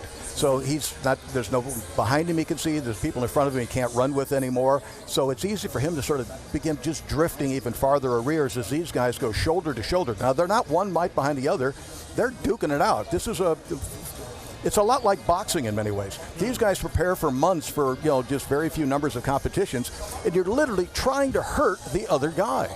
You're trying to make him stop doing to you what you're doing to him, and pace is your hammer. That's what it comes down to. Pace is your hammer. I like that. In the spirit of pacing, Christine, in the 10K, at what point do you turn on the afterburners? Oh, I think they've already got him on. Okay. They've already got him on. This is a distance where it's short enough where you can go hard right out of the gate and you can maintain that pace pretty much the whole way. There may be a bit of a battle at the end, and I think we can predict that.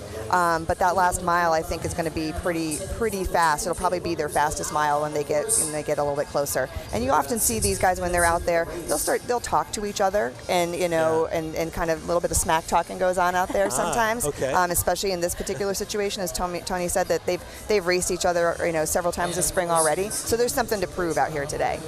Tony, you touched on this a second ago, and we talked about this the other day as we were discussing this. A lot of people ask, why are so many of these elite runners from Kenya, Ethiopia?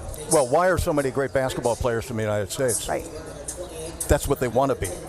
I mean, the options over in Kenya are not great. Where the area from the Kenya where these guys are from, the Great Rift Valley, very high altitude, but not mountainous, just high plateau, right? So it's about 7,000 feet and higher. There's 20% less oxygen saturation in the air at 7,000 feet than there is at sea level. So they're subsistence farmers. School is maybe 5 to 10 kilometers away. They don't have buses, they walk. There's also corporal punishment if you're late. So if you get late, you might get hit. Therefore, if I'm late, I'm running. Then you come home and you have to tend the animals, tend the farm. They're training as a practical matter their entire life. At high altitude, their body adapts. They get strong cardiovascular systems. They come down to a place like Cleveland at sea level, and it's, oh my God, somebody handed me a third lung. and it's like every third guy in the neighborhood is an Olympic champion, a world champion, or world record holder. So it's who they want to be, it's what they're determined to be, and where they can make a living and bootstrap their way out of the existence they have. So interesting. Tony Rivas, thank you very much for your insight. We are going to head to break. Please stay with us here as our special coverage continues of the 2019 Cleveland Marathon. Hurry in now to Value City Furniture to shop the Memorial Day sale. And the more you buy, the more you save. Or enjoy 60 months special financing. Plus, don't miss out on Memorial Day doorbusters while they last. Only at Value City Furniture. Last year's ad campaign was a success for ChoiceHotels.com. Bada book, bada boom. This year, we're taking it up a notch. So in this commercial, we see two travelers at a comfort inn with a glow around them. So people watching will be like, wow, maybe I'll glow too if I book direct at ChoiceHotels.com. Who glows? Just say bada book, bada boom. Nobody glows. He gets it. Always the lowest price, guaranteed. Look now at ChoiceHotels.com. There's no house like our house on the summer night. You can stay up past your bedtime and be as loud as you want. Because in this house, the game is always on. Our house is at the corner of Carnegie and Ontario. Yeah! There we go. This Memorial Day, start your summer off right in a new Chevrolet. Oh, wow. It's time to upgrade. You guys outdid yourself there. I'm going to go ahead and get a Chevy. An exciting summer begins at your Chevy dealer. Qualified lessees can lease this well-equipped Chevy Equinox for around $199 a month.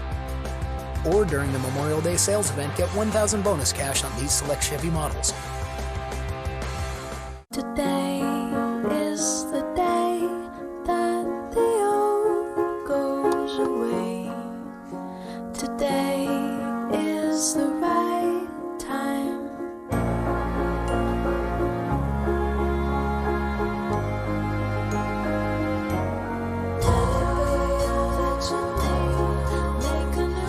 It isn't just about vision, it's about care. Nobody cares for eyes more than Pearl. You'll always get more at Fred Martin Superstore. Get discounts up to $12,000 and 0% financing on Dodge, Jeep, Chrysler, or Ram. Plus, get trade-in bonus cash. Drive a 2019 Jeep Compass for $159 per month. Check out our online reviews. At Huntington, we believe in looking out for people and our communities. That's why we support the Cleveland Public Library. This year, the library celebrates 150 years as a center of learning for a diverse and inclusive community. With free access to technology, materials, and events, Cleveland Public Library is connecting our communities and enhancing our region's quality of life. Cleveland Public Library is open for discovery. Huntington and the Cleveland Public Library, helping communities thrive in Cleveland. Now at Value City Furniture, shop our new Dream Mattress Studio and save $300 off all Beautyrest Black sets, like this Queen mattress set, now just $28.99. Or enjoy 60 months special financing, only at Value City Furniture. And welcome back to our special coverage of the 2019 Rite Aid Cleveland Marathon. You're watching the 10K race right now. We've got someone ahead. Dominic Carew. Dominic Carew of Kenya. He's got good pace here, obviously. Well, he was the favorite going in. He beat James Ndangu 3 times already this spring, so he anticipated him having a good day. He said he would love to go under 28:20 in the race today. He set his personal best at 28:08 earlier this year in Charleston, South Carolina on the 6th of April. And so he's in top form. And he's got one more race on. He's got 2 more races here in the United States before he goes back home to Kenya to train for another month, and then comes back to the United States for another series of races. That is so impressive. We're about 22 minutes in here, and you said so he's expecting or was hoping to run about a 28:20. That's a tough day, but it's not as tough on the 10K runners as it is on the marathon runner, so he can let it. You're not going to run out of fuel. The heat won't get to you as much. It will slow you down just a little bit. But he's been cranking, Christine, the entire way, and he was assisted by James Ndangu for the first 3 or 4 miles. So he's got to be kind of like last man on Crack the Whip. He's been slingshot out there. He really is, and if you look at him right now, he's just. I'll be interested to see how he maintains this last mile and a half up here, because it's we'll see if he starts looking over his shoulder, if he starts to get worried at all while he's out there. But I think he's got this. I think he's got this one in the bag. And as we wait for him to come our way, something that was really fascinating to me, and looking at the prize money for the 10K, the winner gets $2,000. That's the men's winner and the women's winner, and all the prize money is the same between the men's and the women's competition. How unusual is that in sports? I think you're seeing a lot more of that chatter in a variety of different sports. I know just obviously in women's soccer, that was a big controversy just recently, that the women's teams, the U.S. national team who's bringing home championships, world championships, were getting paid substantially less. And so that's something that, females in sports are really standing up for themselves. But here in running, running has been equal for many, many years. I mean, through Running USA and other organizations, there's been a real spirit of equalizing both men and women, and so it's been in place for many, many years. That is fantastic, certainly. So Dominic Carew out in the front still, and as we were talking about the course, you mentioned all of the different turns. As you see from our lead vehicle, every time they take a turn, we lose the runner, they come back around. That for the runner kind of also is a challenge, not to be on a straightaway. Right, if you get in a straightaway, you can just put your mind on standby, and you could just push your body to the thing, but you got to pay attention a little bit to the turns. You're trying to cut the tangents. The course is measured at the shortest possible tangent. Every one of these people is running more than 10K in the 10K. Everyone in the half marathon more than a half, and the full more than full, because it's measured 6 inches from the curve on the tangent. Wow. So he's running in the middle of the street, so he's running actually more than the distance. That's how narrowly it's measured. But the point is, with the curves, you're just adding more distance with each curve. Makes sense. Is this considered the home stretch in this run for him? He's in the last mile, and again, he's in top form. He's been running consistently over the last 2 months, so he's in absolutely top form. He can rip it. I mean, if I said pace is your hammer, but your fitness is your armor. So you can see this. That's what protects you against that knifing pain, and that's what it is. It hurts in your gut when you're running hard. It hurts, and what you do is your fitness is your armor that keeps that pain away.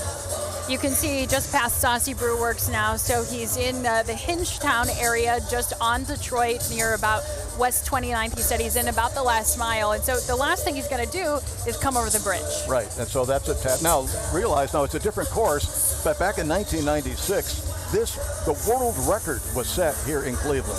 For the 10K? For the 27 minutes and 20 seconds by James Kamani, one of the greatest road racers I've ever seen in my career, sadly dead now. But this guy ran 27:20, and we thought the course was short, because the course record was 28:09, and no one had ever broken 28 minutes. And all of a sudden, this guy is running 27:20. We thought there was something wrong with the course, and we didn't realize that's how good that guy was. Wow. Christine, as we wait here on West Superior in front of the Renaissance Hotel for this winner to come our way, again, Mindset. What's going through his mind right now? Well, obviously, he knows he's got this right now. I mean, barring, tripping and falling, he's got this one in, and he's going to have a great time, actually. I think he's going to come in, probably going for the time that he wanted this morning. So he should be coming around the corner pretty soon. According to the race clock, we're at 26 minutes. So we'll see him in the next 3 minutes or so. Talk to us about the mentality again of the finish of the race. What's he thinking right now? Well, right now he knows that he's having a good day. He's winning this race. He was third here last year, but he was preparing for a marathon in Duluth, Minnesota, the Grandma's Marathon, later in June. And so he was more long distance oriented. This year he's doing nothing but 10Ks. So he's sharp. He's not just strong, but he's 10K sharp. So this guy, and the distance, even though James Dangu is in sight, 2 dimensions of television make it look closer than it really is. Yeah. And you can see them climbing. If you can notice they're climbing on television, that's how stiff a hill really is. Right. The 2 dimensions flattens it out. As they get onto the bridge now to come across to the finish. Definitely. He's got about 28 minutes for Dominic Carrere here. Now, as far as the women's leader right now, where are we anticipating she is at this point? Women usually are coming in at, I would say around 31, 32 minutes today. I think 32 minutes. Yeah. The woman who's probably the Cody Chipnego from Kenya has been on a hot streak. She's won twice already this year. She's run 7 races. Last year she ran 22 races and won 11. So she's the odds-on favorite on the women's side. She's wearing number 27, and she's also one of the athletes that's stationed in Toledo, Ohio, and drove down last night. Yeah, and she's right now right around the 5.5 mile marker. So we'll be seeing her not too far after he comes in. We're at 27 minutes, 30 seconds now in the race, so you would expect that we could be within the final minute of Dominic Carrere's race as he is out in front. Yeah. And I'm going to be really interested to see what his final mile is, because he's really putting down the hammer right now. He knows he's having a good day, and he's really going to run this hard all the way into the finish. Pretty exciting. He is rolling. He'll be in our way, passing by us in just a couple minutes. Let's not forget about our marathon folks who are out there as well. Where are they at this point? Well, 28 minutes into the race, so the lead men, give or take 5 minutes per mile, as opposed to the 4:40 per mile for the 10K athletes. Probably a little bit slower than 5-minute pace, but it gives you a good idea. So we're at 28 minutes now, so between the 5 and 6 mile mark. Okay, so they're still running alongside the half marathon folks as well at that point. They haven't split off yet as the course goes. And we're just about to watch the 10K wrap up here. Yeah, we can see the police up there, so they know he's coming around the corner soon. Coming around the corner. Wow. We'll be able to see him coming down. Tony, you were saying earlier, 74% humidity out here? Yeah. Earlier in the day. The body only knows one way of cooling down, and that's the sweat. And if it's humid, the sweat doesn't evaporate, so the body just keeps sweating. And that's where you can dehydrate for the marathoners. Yeah, all right. Here at the finish, the atmosphere has changed. A lot of those friends and family members that were over at the start have made their way over to see this 10K finish up here. Here he comes. Again, let's watch and listen. That's it, bring it on home. Dominic Carrere, waiting out time on the elevator. Unofficial time, 27:29:17. There he is. All right, here comes our second finisher. Bro, look how hard he's running.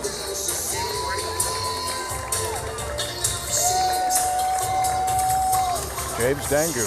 James Dangu of Kenya. Living in Tiffin, Ohio.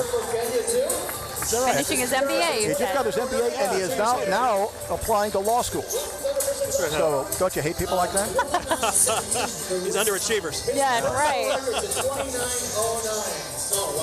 Wow, that's amazing. Wow. He's done a 67:29.5. And what did we say? What was the time? What was the time? What was the official time? 29:17 unofficially. Where does that compare? Well, last year under much better conditions, I think that the winning time was like 29:06. So it's about 10 seconds slower than last year, but the conditions are vastly different, and that the heat and humidity do take its toll. So this is what you would expect to see in terms of the finish. Yeah, we thought it would arrive around 29 minutes or so. Kiplating in third place in the 10K. Venus Kiplating. All right, bring him in. Cheer him on. He's And what we're looking for in the women's competition is Dakota Chipnego. She's our favorite. She's wearing red over black, so a red singlet, black shorts. We'll look for colors and see if we can identify Dakota Chipnego. And we were expecting she would maybe finish about 32 minutes or so? Yeah, maybe like high 32s based on what we just saw on the men's side. Okay. So just a few minutes from now, as we're seeing more of the 10K finishers come across the finish line.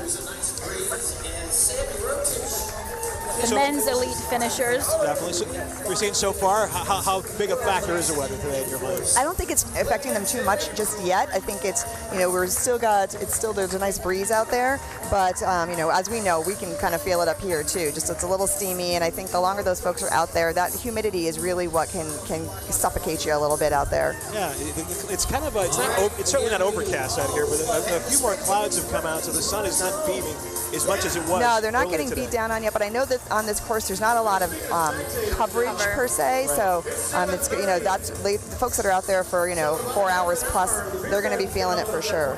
And just an update on the last mile for the women's 10K winner. She ran a 5-minute pace at the last mile, so she's picking it up. She went from a 5:30 pace to a 5-minute pace, so she's definitely pulling ahead. She is right there. Yeah, right there. 32 minutes almost on the nose. Yep. Maybe just under 32. So that's a very impressive performance to Dakota Chipnego.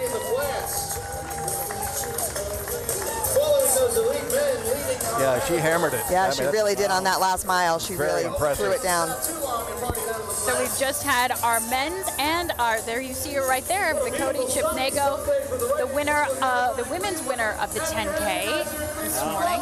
Yes, according to this, it's 32 flat unofficially. So. And again, comparison. I'm sorry if you said this earlier. I apologize. The comparison. How is that compared to previous years? Previous years, it's right around the same. It's not a course record, but it's still a very very strong time. Well, it could well be. I think based on what I've seen, it could be a personal best. Might be a personal best. Personal best. Okay, that's great. 32:11 is her personal best. And if she's run 32 flat on a day like this, or maybe even under 32, it'd be. I hope for her it's 31:59 because you always like to have that lower number in front. Sure. And you never know when your personal best is going to come. In Europe, they call them PBs, personal best. In America, we call them personal records, PRs. Now, as Sarah and I pointed out earlier, she said that we weren't really runners, and I think the word "really" was charitable there. Sorry for my choice of words. No, I like it. It's great. It gives us more credit that So, as these folks finish the 10K, kind of take me through what they're going through now. How do you decompress from something like this morning? You have lots of water. You have a banana. What do you do to get your? They're probably actually going to go for a cool down run. They're gonna, they're gonna go and cool down a little bit. That's one of those things. When I finish any particular race, I'm done. But yet these folks turn around, and that's part of their training and part of their process is to go out and do their stretching and do a bit of a cool down run before they kind of put their feet up for the day. Just so you know, that's Iveen Chepkamoy we're looking at in that blue singlet with the finisher's medal around her head. Hey. Yeah, we have our 10K men's and women's winners. It has been exciting. Tony and Christine, thank you so much. Stick with us. We're going to keep talking as the half marathon and the marathon and our other 10K finishers continue right here on Channel 3. Invite your out-of-town friends and family to explore festivals, sports, and more June 21st to 23rd during Visit Me in CLE Weekend. You bring the friends, we bring the fun. Start mapping out your weekend at visitmeincle.com for events, details, and special discounts. Dad, what are you doing? I'm putting extra spring in our spring cleaning sale. Is that what you call it? During our spring cleaning sale, lease a 2019 Equinox for $189 a month, or a 2019 Traverse for only $289 a month. Lease a new body Silverado 4x4 for only $329 a month. Save 20% off in-stock crew or double cab new body Silverados. So if you're thinking Chevy, think Serpentini Chevrolet in Talmadge, Orville, and Strongsville. American and proud of it. Pretty good springs for an old guy. Alex, everyone knows that you sell the mattresses, the kitchen cabinets, the outdoor furniture, and of course, the hot tubs. But you have two incredible deals going on right now that you can get right away. What are they? So here's a 7-piece all-wood dining room set. It's got that two-tone look, table and 6 chairs, or you can get this reclining sofa, your choice, only $399. $399. I don't know how you do it. East side, west side, south side, or northeast, factorydirect.com. Are you tired of working for someone else and want to start your own business? Or are you already running a business and need some accounting and financial help? Give Zappatelli Financial Services a call at 440-354-0000. 0375. Every brand under one roof, every brand on sale. The Memorial Day mattress sale at Levin starts now. Sealy mattresses as low as $99. Save up to $1,000 on Sealy Hybrids, Serta iComfort, Beauty Rest Black, and Hybrids, Stearns & Foster, and Tempur-Pedic. Plus up to a $300 rewards card or a free 50-inch TV with Tempur-Pedic and Beauty Rest Black. Or incredible free power base upgrade on select sets. The Memorial Day mattress sale now at Levin's. What's at the heart of people pleasing? Value pricing on every pre-owned vehicle. Customers don't like to haggle over price. We don't either. So along with the best certified vehicles around, we do all the research, offer a great price from the start. You get the best value up front, guaranteed. Come see us or go online at SarahAutoPark.com. Sarah Auto Park in Akron on the Green Auto Mile. Stranger danger. You say it to your kids all the time, but are they listening? It's something that you need to reiterate over and over and over all the time. But police believe saying is not believing, so they put the message to the test. I was freaking out. It wasn't a stranger.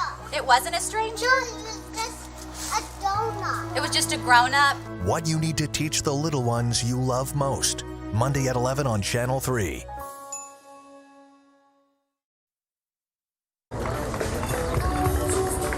And welcome back. We are with the winner of the 10K, the Cody Chignego. Congratulations to you. Thank you so much. How do you feel? I'm feeling good. I'm happy now to win this race. Sorry. I'm happy to win this race. Yeah. Well, we are happy for you. What an incredible race you've run. And as we were just talking with Tony here, he's got all the stats. It looks like it may have been a personal best for you, Tony. Yeah, the 32:11 was your former personal best. I think unofficially 31:59 or 32 minutes. Very hot there. It was not easy because it was humid. Yeah, I push. My brother, I got my brother in 10K. Okay. So he pushed me. Yeah, tell me go. Then I thank God. It was not easy. I win this race. I'm happy now.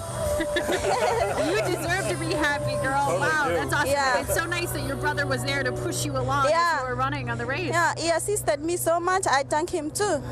Yeah. It's good to have people like that help you finish. You said it was humid out there, so you really start to feel that as the race goes on. Yeah, he pushed me, then, I got better, so I push. I follow him, yeah. So what will you do now? What do you do to decompress, to wind down from this? What do you do now after a run like this? I'm going back to Ohio, Toledo, to train. We are training there, so we are going to train. Tony was saying you're actually living in Toledo with a group of runners now as you train and prepare for another race. You race again in just a few weeks? Yeah, I have a race in next week. Next week? Yeah. You'll do this all again. 21 kilometers. Cody Chignego, thank you so much, and congratulations to you. Thank you.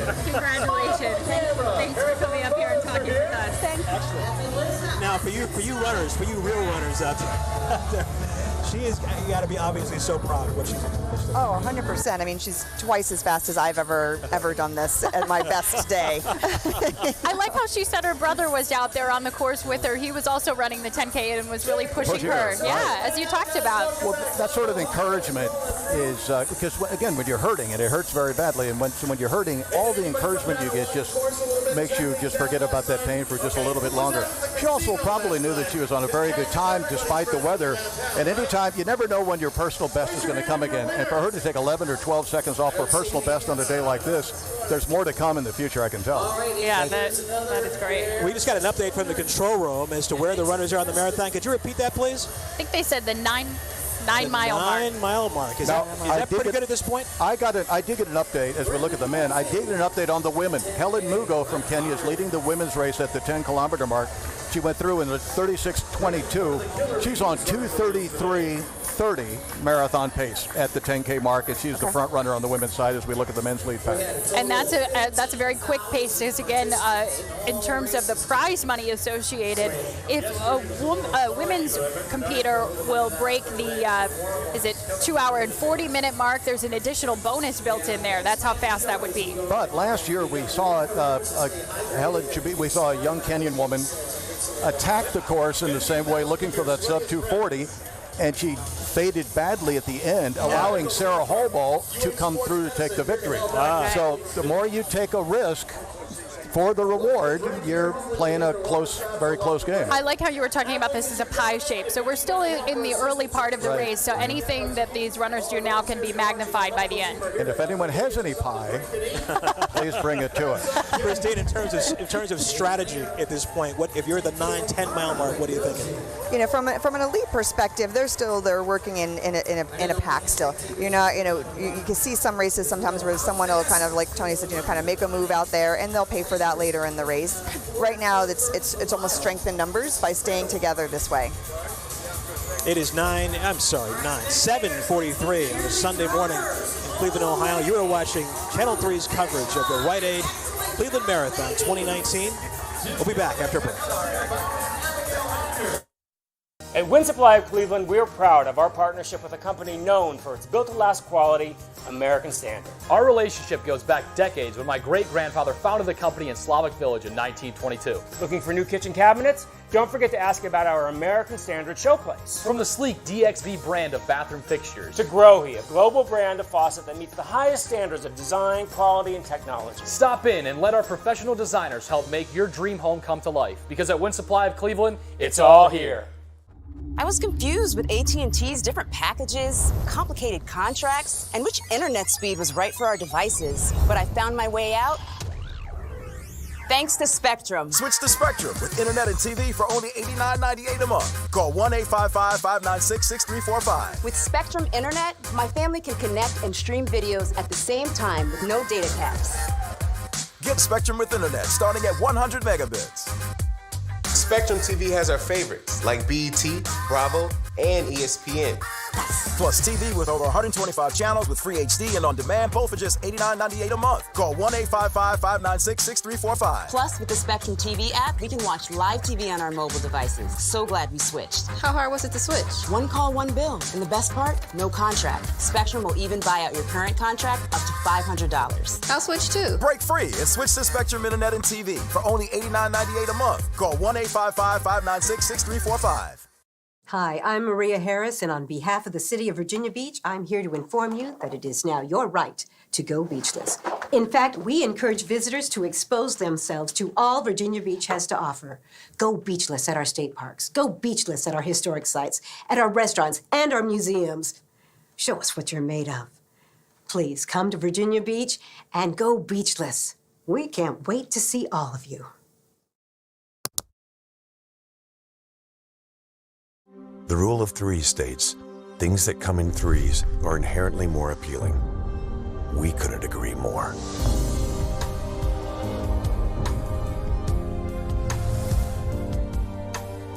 Three SUVs, one GMC. Step up to GMC and get 14% below MSRP on most 2019 Acadia models. That's over $7,200 total value on this Acadia Denali. Plus, current eligible non-GM owners get an additional 2% purchase allowance. There's no house like our house on a summer night. You can stay up past your bedtime and be as loud as you want. Because in this house, the game is always on. Our house is at the corner of Carnegie and Ontario. There's never been a better time to shop for beautiful home furnishings. From May 16th to the 20th, 10% of every purchase you make at the new Our House Furniture store at Legacy Village will be donated to Cleveland Clinic Children's. Our House Furniture, great partners, and a great cause. We have a men's winner and a women's winner in the 10K race this morning. Dominic Career. What a time for him? 29:18, it looks like, as we're following along on the app here. And then your second place finisher there. James Ndangu and our third is Kipleting.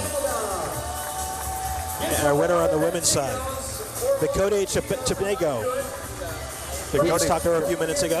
At 32 minutes flat, I mean, give or take, I don't know the exact finishing time, but it was a personal record by 10 or 11 seconds. Yeah. Which is a spectacular performance on a day like this, on a course which does have that bridge you've got to climb at the end. Usually the world record courses are the fastest 10K courses in the United States are Crescent City Classic down in New Orleans, which is below sea level and dead flat, and you can really get ripping there.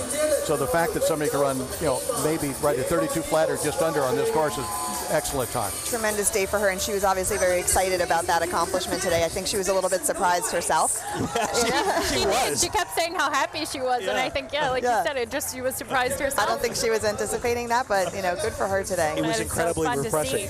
Dorcina Drakeford is back at the house. She's been monitoring social media coverage today and keeping us abreast of what people are saying. Dorcina, what's up? Oh, hey guys. I can only imagine how excited those winners are for that 10K, but there's so much excitement also on social media. We're using #Cle Marathon, and we're starting with @HighlandWeather. They say, let's go. We'll see you at the finish line. Like the 10K runners, we saw them at the finish line. We're hashtagging Rite Aid Cleveland Marathon. Up next, we have Reggie.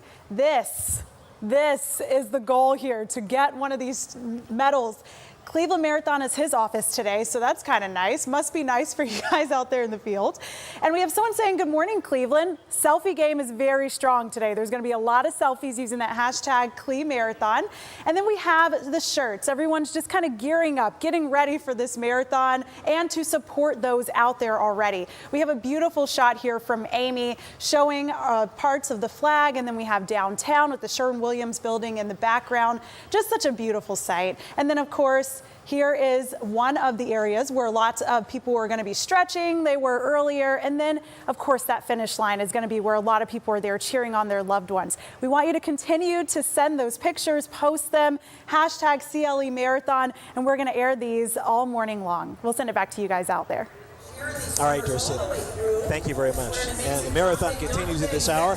Any idea where they are at this point? Well, I could tell you. I was just looking at. If you guys want to go to your smartphone and go to the Rite Aid Cleveland app. Go to the App Store, and there's a great Rite Aid Cleveland Marathon app, and you can follow along with live tracking. And I've been looking at Helen Mugo from Kenya, so at the 8.1 mile mark. Second place is our defending champion, which is Sarah Holbol, and she's 0.2 of a mile behind. And in third place is Clara Santucci out of Pittsburgh, and she's another 0.2 behind her. Those are the top three: Mugo, Holbol, and Santucci on the wins race, just past the 8 mile mark. Okay, and the men's are a little bit ahead about the 9 mile or almost 10 mile mark now? Right, we're at 48 minutes, so they're approaching the 10 mile mark at this point. We still have a lead pack of all our favorites in the race. No one has tried to make a move and break away. They found their rhythm. There's confederacy in that unity. You get much more energy, like in cycling, the peloton, all that shared energy. And if you go out in front, you become the targets on your back. And so it's much, much too early to make any strong move right now. It is 7:50 right now. Kind of walk us through this. When do we anticipate the men's winner certainly to come through here at this point? Well, last year, it's been a 2:16, 2:17 type of race win the last couple of years. And again, these are the same type of athletes. Now the question is, how will the weather affect them? Impact that. And again, it would anything under 220 for the men, the winner gets an extra $3,000 bonus. So that's on all of their minds. So you want to try to win the race and go under 220, but not use yourself up too early. Sure. So it's that game. That's the whole game all these guys are playing. So Christine, as it gets warmer, the pace is going to slow down a bit, you think? It's hard. I'm looking at the temperature right now, and we're under a tent here, but it's 71 degrees out there already. So you can only imagine how hot it's going to be out there on the course, and it's just going to slow them down in general. It's humid. It's the humidity that's really going to get them today. All right, Christine, thanks a lot. Thank you. Please stay with us as our coverage continues of the 2019 Rite Aid Cleveland Marathon here on Channel 3.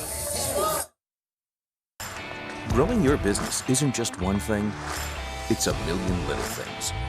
Should you lease, rent, or own? How fast can you get that far? Does it fit the budget? That's what your local Cat dealer is here for. With expert advice, flexible financing, and industry-leading equipment, you can get the job done, day after day. Right now at Ohio Cat, get a new Cat Compact track loader for payments as low as $3.99 per month. Buy a new Dodge, Jeep, Chrysler, or Ram and get over book value for your trade-in. Plus, get $1,000 trade-in bonus cash. All trades are welcome. Drive a new Jeep Grand Cherokee for $279 or buy it from $27.9. FredMartinSuperstore.com.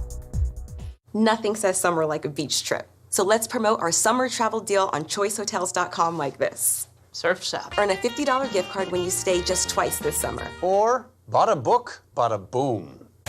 Book now at ChoiceHotels.com. It's an exciting time at Kia with great products. Get great deals on vehicles loaded with advanced technology features, like the 2019 Sorento Sportage or Forte with brake assist system, or the 2019 Stinger and Optima, both with blind spot collision warning, all with a 10-year, 100,000-mile warranty. Ooh, I like this one. You, sir, have great taste. He's taken. Hurry in to Kia's summer sales event to lease a specially tagged 2019 Sorento LX for $199 a month. Washington lobbyists, big money, dark deals. Big Oil's special interest smoke-filled rooms mean smoke-filled skies. They're working to stop the Ohio Clean Air Program, opposing reform, killing Ohio jobs, and sending our money to neighboring states. Why? So they can create a monopoly on energy in Ohio. See past Big Oil's smokescreen. Clean air and clean energy begin with clean government. Ask your representative to support the Ohio Clean Air Program. This all-nighter. This village. This preparation.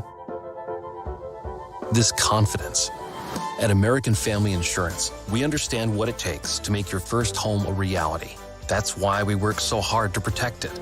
To protect your possibility, your legacy, your dreams.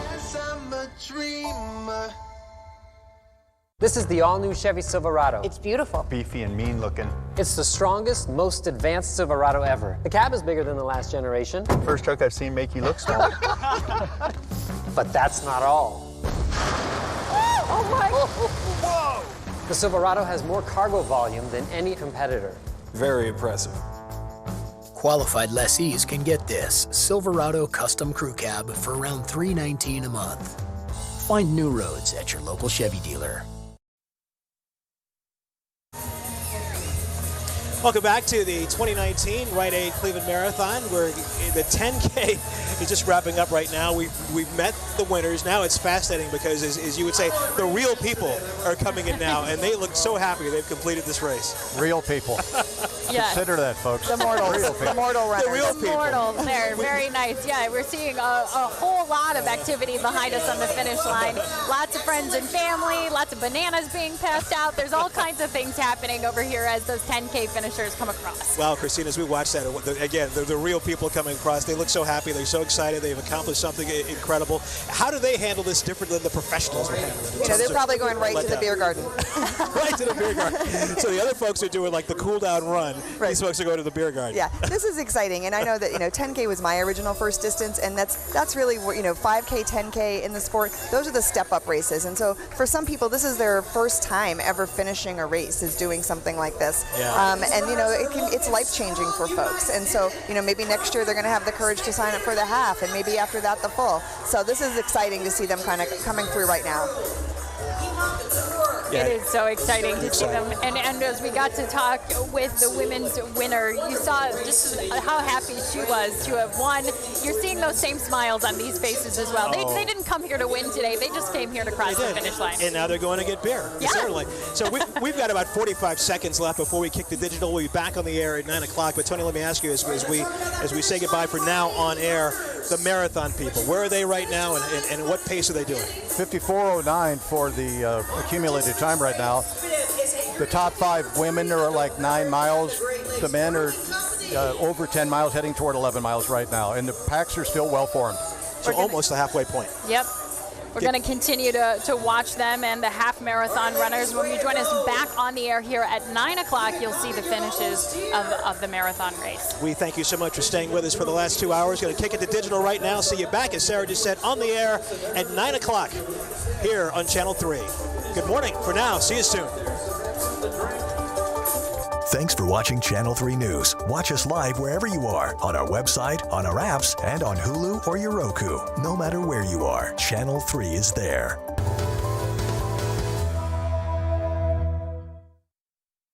Start off the right way with the best news you'll hear all day, weekday mornings. Michael Cardamone once again with Alex Nemeth, the owner of Northeast Factory Direct. It's patio furniture time here in Northeast Ohio. We love it, but we love your deals more. Tell us about them. So we have a ton of new stuff. Let's start here with some examples. Okay. We have 4 different groups here that are $9.95 each. You can get them right away. We'll start with this sectional here that includes a chair, or we have this 4-piece room group that includes a gliding love seat. Ooh, a lot of people like that. People love that. This, I think, is one of the best values that we have.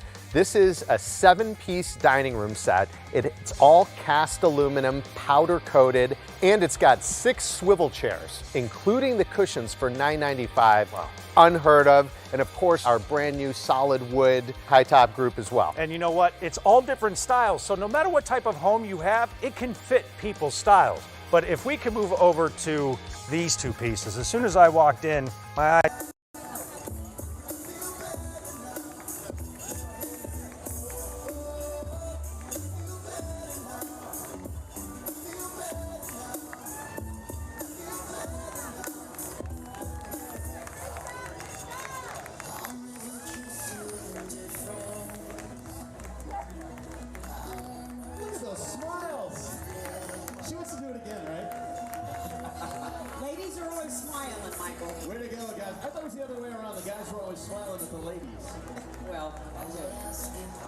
Everybody's happy to be here. Cleveland loves you. So happy to have you. Congratulations. Way to go, everybody.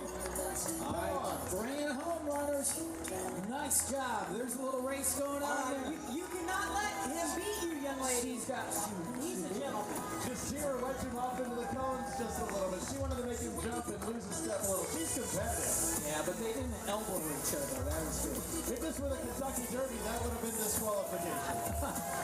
Our very own Cleveland Marathon social media team is all over the course today, taking photos, shooting video, and posting live updates of the race on the Marathon's Twitter, Facebook, and Instagram pages. You guys got this. You got it. You got it. Show them how excited you are. Let them hear you, Cleveland.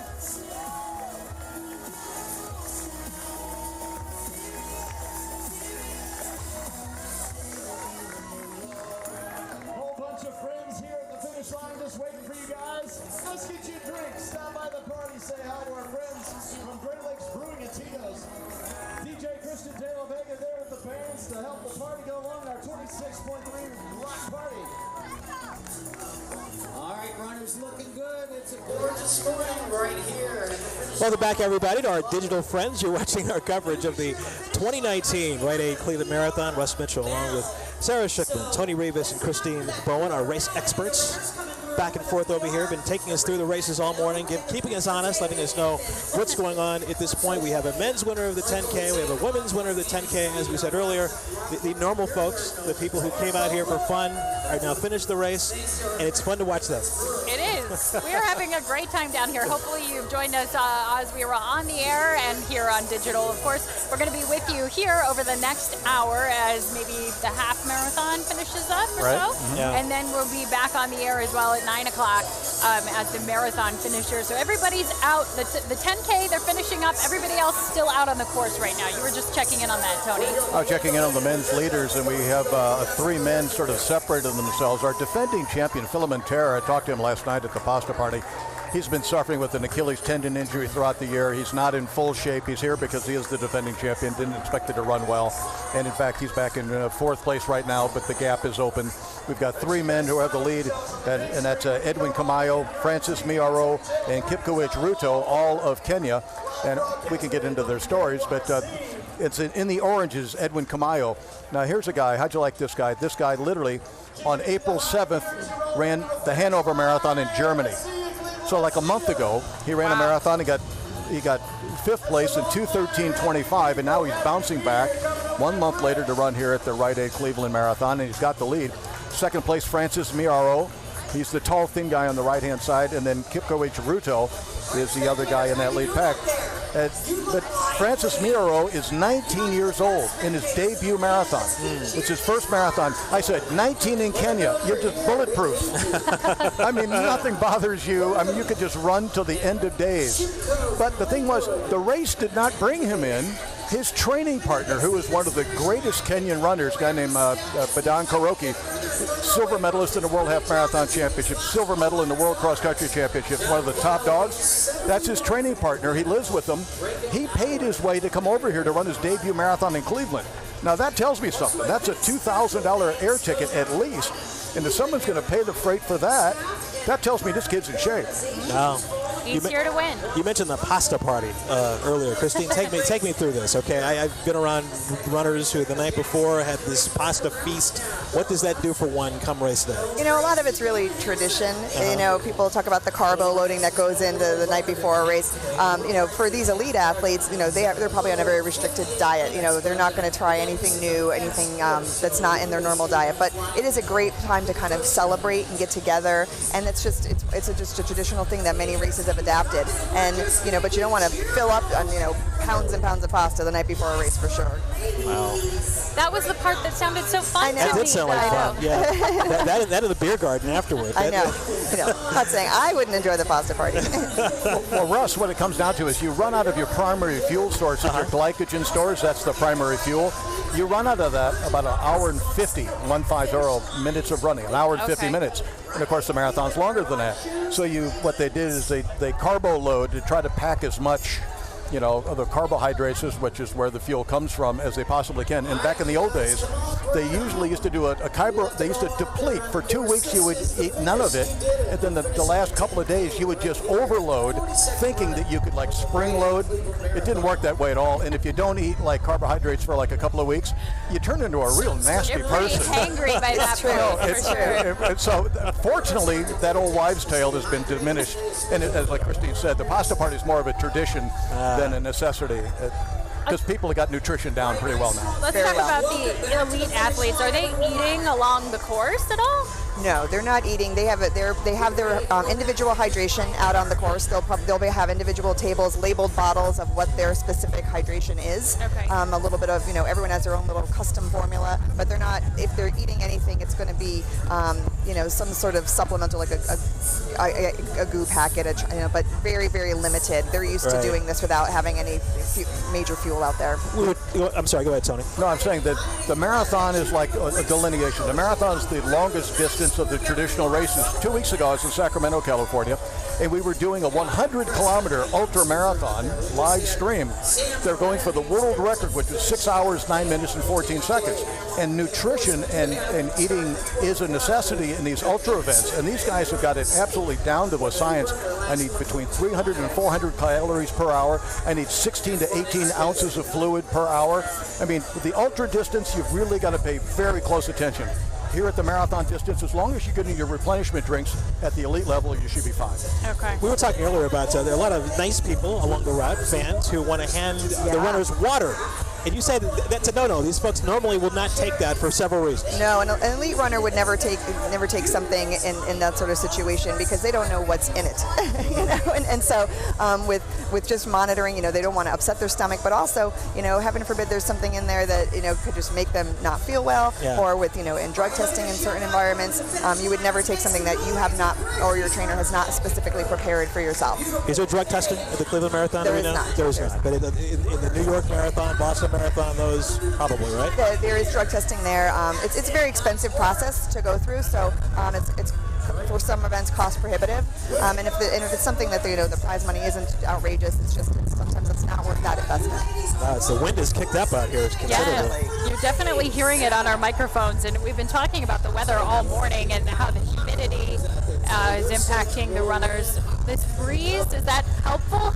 Well, no, a little bit of depends on which way it's going. That's right. If it's coming against them, it can help them cool down a little bit. That's a good thing. If it's pushing them from behind, it seems like it would be an advantage because it's pushing them. But if you're already running forward and there's a wind behind you, you could easily be running into a vacuum, so that you're not getting any cooling effect, as your body will then sweat more and more and more. So in some ways, a tailwind, while on one hand an advantage, on another hand it could be a disadvantage. Yeah, I think when Betsy was talking about the forecast earlier, she said, because of the way this course is laid out, at some point the runners will be experiencing all of that. They'll be in a headwind, they'll be in a tailwind, and a bit of a crosswind too at different portions of the course. Well, now we've got Edwin Camayo who's doing the leading, and you notice the other guys are not tucked on the side. Remember we were seeing when we said the 10K going, they were side, shoulder to shoulder? Yes. Well, now they're not shoulder to shoulder. Now, that could either be because Edwin Camayo's got that, is pushing the pace a little bit, and those guys can't run on his shoulder, or they're just tucking in and say, God bless you, you do the leading, I'll tuck in behind and get shielded from the wind.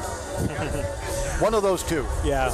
As we watch this marathon continue, we've got some fun facts for you from this year's marathon that the marathon folks were kind enough to give us. The number of 12-ounce water bottles used on race day, 21,000. That's a lot of water. Number of 5-ounce cups used on the course throughout the race, 165,000 cups. Gallons of Powerade used on course during race, 3,230. This was interesting. Number of cookies expected to be eaten by runners, 14,400. And this doesn't seems a lot of proportion here, but number of portable restrooms throughout the course, 138. Yeah.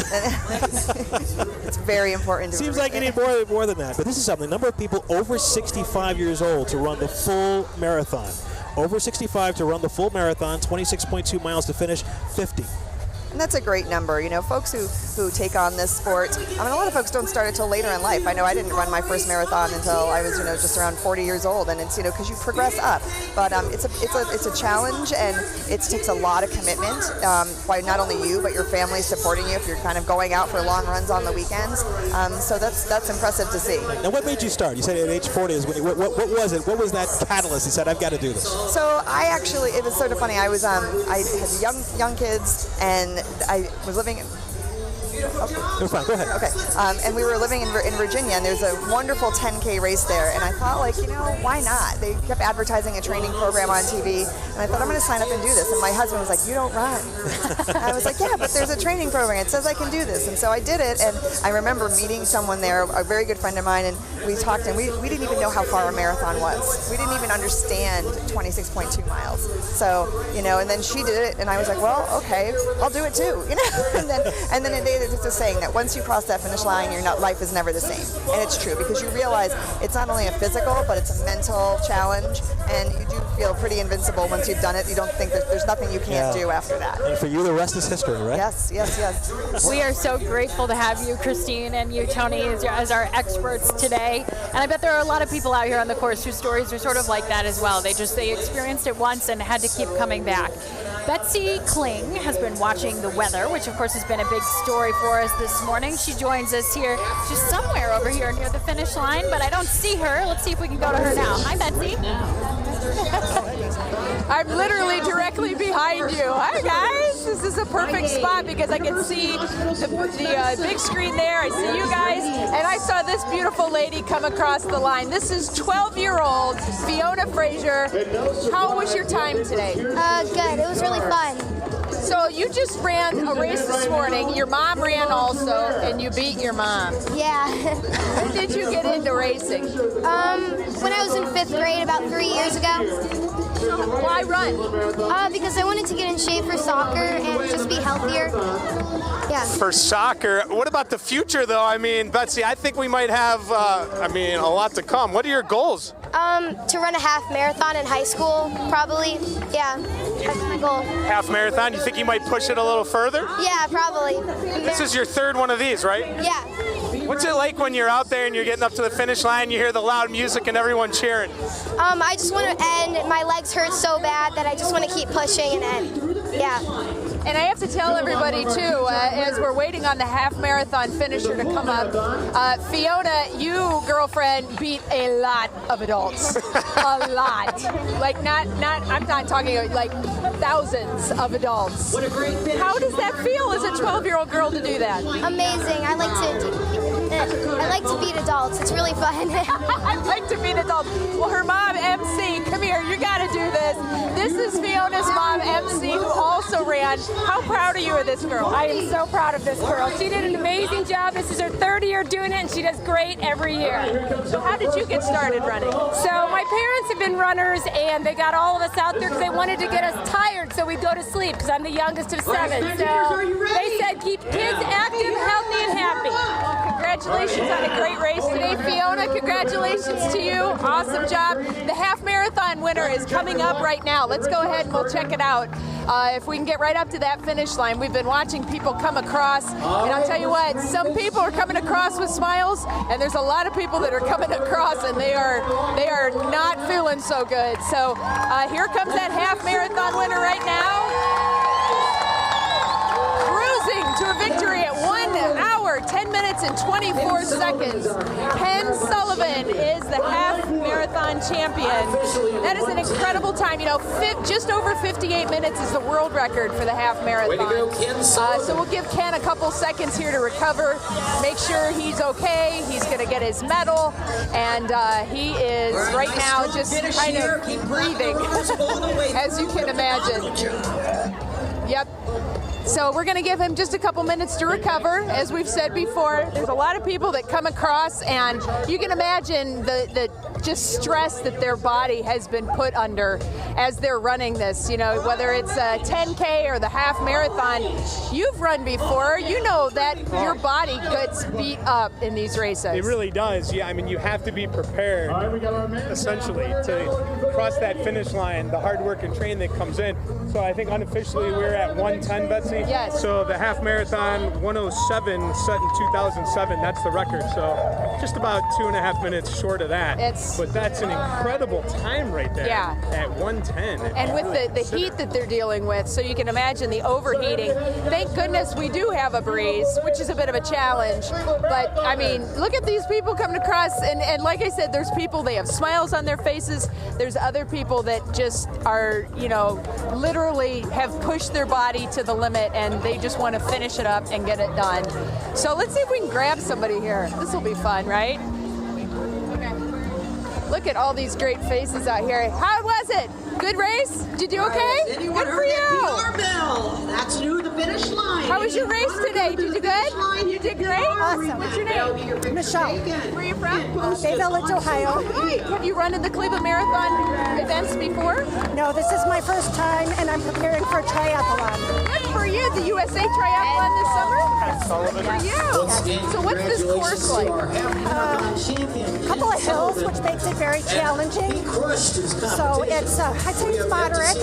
How'd you do on your time? I beat it, so that was my main goal. Way to go. Awesome job. Well, go get something to drink. Congratulations. See, that's what I'm talking about. People get so excited and they're so amped up. And I think our half marathon winner is with us now. Dave? Betsy, we got the winner over here, Ken Sullivan. Ken, congratulations.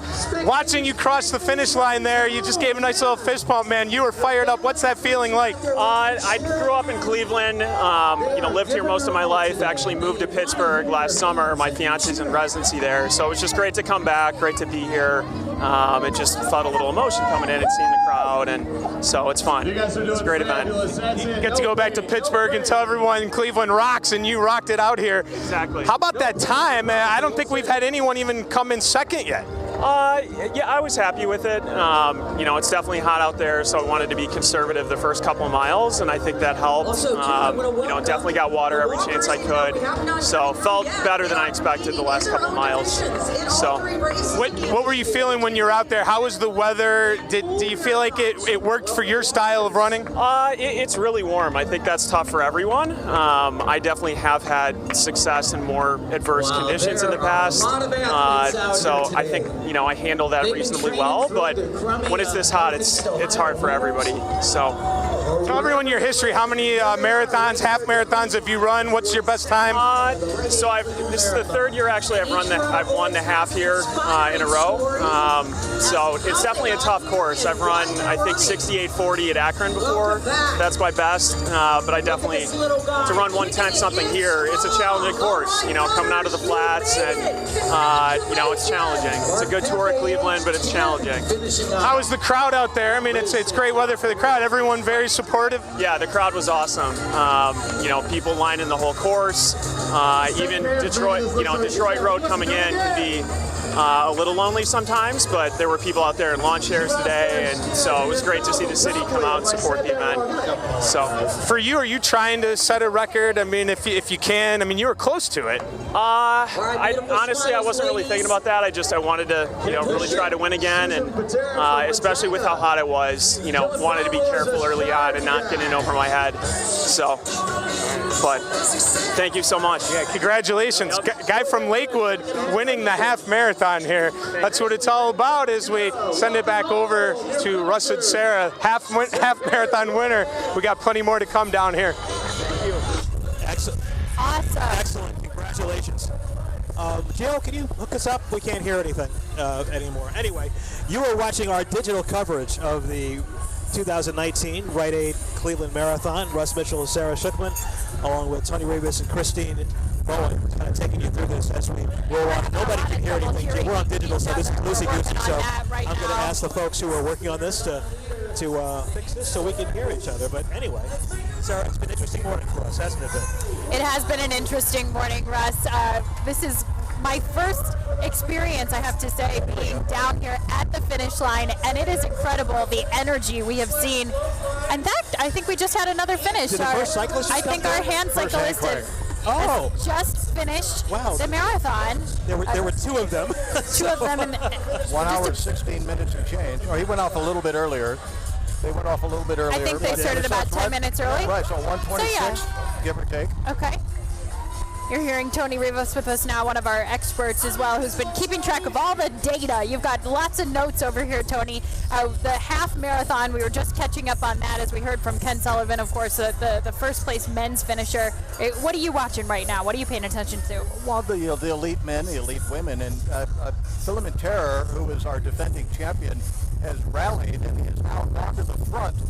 Unofficially, they passed the halfway mark at 1:07:23, so that's just right at sub 2:15 marathon pace. But this wind is just whipping all our notes all over the place, so I'm sure it's going to be out there on the course. But so you got Edwin Camayo now in second place, and Francis Miarao, the 19-year-old Kenyan, in third place. And on the women's side, I can tell you that right now it is a woman by the name of Joanne Massa from Kenya, who a lot of people were touting to me as somebody to watch today. She was 8th at the LA Marathon in March. And so she's in the lead right now. Sarah Horrible, our defending champion out of Lakeside, is in Westlake, is in second place. And Helen Mugo from Kenya is in third. That's where they stand around the 11-mile mark. Are you noticing from the times that I know you're paying attention to too, that the weather has impacted the runners? I don't feel as humid right now. The wind is sort of cutting that humidity. It's getting the humidity. And so we're trading the wind for humidity right now. Yeah. And I think they'd be willing to do that because I think they're more than willing to do that. Humidity is the real kill, even for Kenyan athletes. They don't have, some heat is not a problem, but they don't have humidity at high altitude, and so they really don't like humidity at all. Yeah. So from that, who's going to be affected least is Sarah. Sarah Horrible, local woman, defending champion. She knows the course, she knows the weather, and she's running very, very well, and she's in top form this year. Tony, that's something we talked about before, is knowing the course, and that how critical that can be, especially if you're local. You can run portions of that course, and you can visualize it, and you can really sort of mentally visualize how that race is going to go for you. Especially as you near the end, where you've got the Detroit Superior Bridge at 24 miles. And if somebody has not looked at the course ahead of time and all of a sudden, oh my God, there's this hill. Surprise. And I had no idea. Not a good surprise. Where Sarah, if she needs to, she can hold something back, knowing that she can really push that hill and use it as an opportunity. Now, if you're not from here, are you walking this course beforehand, or is there a virtual tour you can take? How do you get a lay of the land? Some races do. This course doesn't, I don't think, have a virtual tour online. Some people, I know if I go to another city, and a lot of people will do this, you'll drive it. You'll go out and you'll drive it. And there, you can kind of, like Tony said, mentally prepare and say, oh, I didn't know this was here, or how am I going to manage this hill, the up or the down, as part of your strategy when you're racing out there. And yet it can frighten you when you drive the darn thing, because how long it takes to drive the thing and say, oh my God, I've got to run this thing? Right. And that goes back to what I was going to ask you about, just how much of this is the visualization, the mental aspect of putting yourself, where you're going to be throughout the race as you're training. Oh, it's huge. It's huge. And I think a lot of people pick courses based on that terrain. You know, I live in San Diego where it's pretty hilly all over the place. So if I go to a city where it's a flat course, I tend to feel really strong on those type of races. But you know, it's so much of this is mental and believing in yourself and believing you can actually do it, because it's hard. If it weren't hard, everyone would do it. Well, Russ, you know, like Christine said it earlier, when you first conceive the idea, especially of a marathon, right, I can't do that. So I didn't think I could do it. Then you prepare for months, and then you do it, and you look back at the whole experience. I didn't think I could do it. Then I did do it. What else don't I think I can do? And for many ways, it's the road to Damascus for us as individuals. You discover things about yourself that you did not think you could do, and it opens up a whole new vista for you. Well, earlier Christine was telling us how she started running at age 40 and why she did it. Tony from St. Louis, Missouri, let me ask you, what got you into running? Broadcasting. I was a news guy at a radio station in Boston, and I met Bill Rogers, famous Bill Rogers, four-time Boston, four-time New York City Marathon champion.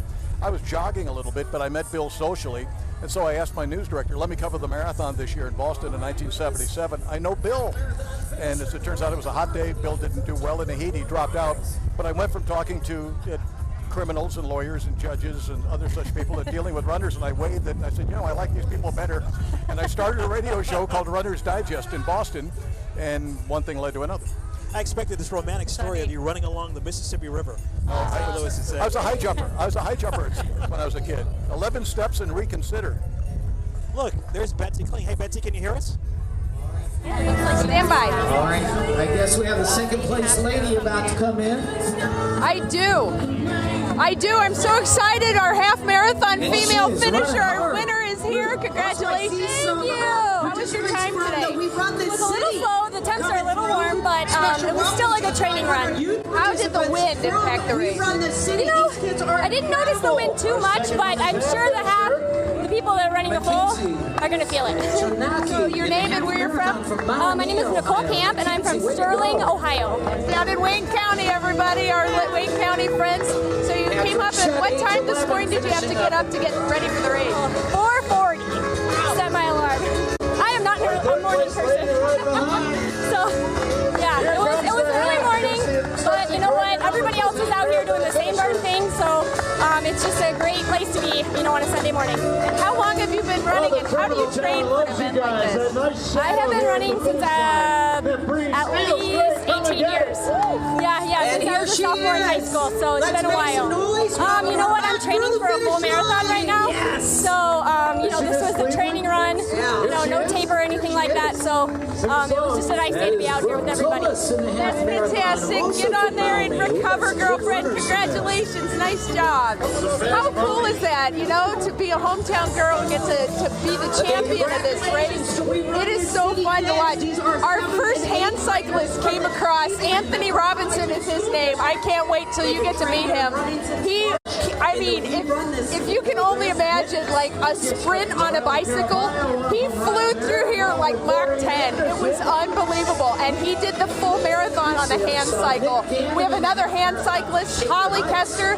She's a local gal too. She'll be coming across the line pretty soon. And as you can see, the folks are still coming in. So we definitely have a lot going on, Dave. I know we have a Today Show cut-in coming up in just a little bit. But, just to see the smiles of the people coming across, that feeling of relief. It's windy and it's loud here at the music, but did I hear she's from Ohio as well? She's from Sterling down in Wayne County. So both the half marathon winners, men's and women from Ohio. Ken Sullivan, third year in a row, he's won the half marathon. I went up and talked to him again and he told me that was his best time. All right, so how about Ohio pride here, Betsy, taking it in the Cleveland Marathon. So, and her time, she was just short of the record, the women's half marathon record, 1:19:47. She came in around 1:20:18-ish unofficially. And she's training for a full marathon, so she's really trying to get those times up. All right, we're going to get ready for a Today Show cut-in. We'll be back. Well, you're going to see it, but you'll see us kind of make this weird transition. Hold on. Greetings from downtown Cleveland as we are at the finish line of the Cleveland Marathon, the 42nd running. 42nd, yep. And wow, the people coming across the line right now, the half marathoners, just the first champions just finished, the 10K runners are coming across in streams now. It's been a really interesting morning. It has been unbelievable. What's been exciting is to see all ages, Betsy. I mean, you interviewed a young woman that's only 12, okay? Anywhere ranging from 10 to 85 in the Cleveland Marathon. We've had both winners of the half marathon from Ohio. The men's winner was Ken Sullivan, third year in a row that he has won the Cleveland half marathon. He came in right around 1:10, which was his best time of the three that he's won, and both winners from Ohio. Yep, and you can see people coming across in droves now, and the weather has obviously been a huge factor so far this morning.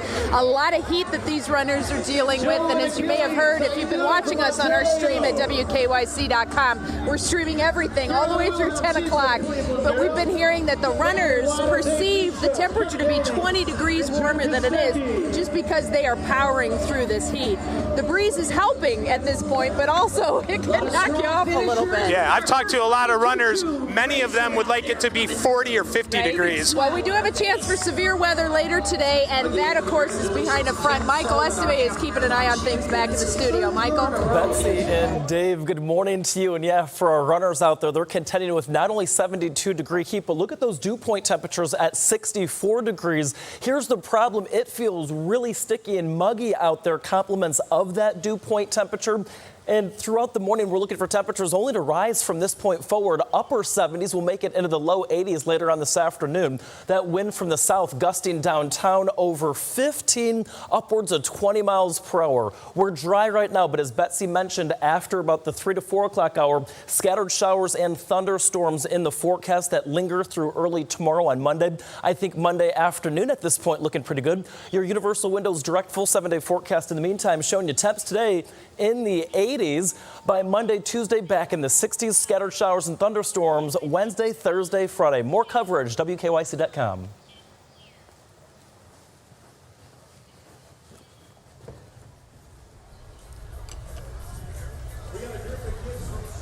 Well, welcome back to Channel 3's special coverage of the 2019 Rite Aid Cleveland Marathon. You're watching our digital coverage now. And I'm Sarah Shookman alongside Russ Mitchell, Tony Rivas, and Christine Bowden, our race experts. We've got a ton of wind coming through at the moment. And I know Betsy and Dave were just talking about that and how that's impacting the runners.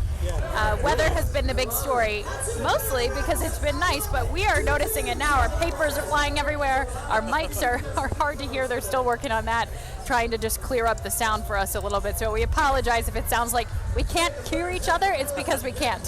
It really kicked in the last hour or so. Okay, on the weather evil scale, what do you want? Do you want high humidity or wind? Which is the lesser of two evils? As we were just talking, we're going to go with the wind. We're going to go with the wind on this one. Because it can, you can hit it from a headwind, coming from behind. But that humidity, that just really sucks the energy out of your lungs. It just kind of feels like you're running in slow motion when you're out there in that humidity. And as Tony mentioned, this is not something that the elite marathoners are familiar with at all. So they don't train in this sort of weather where they are, so it's really tough on their times if there's high humidity.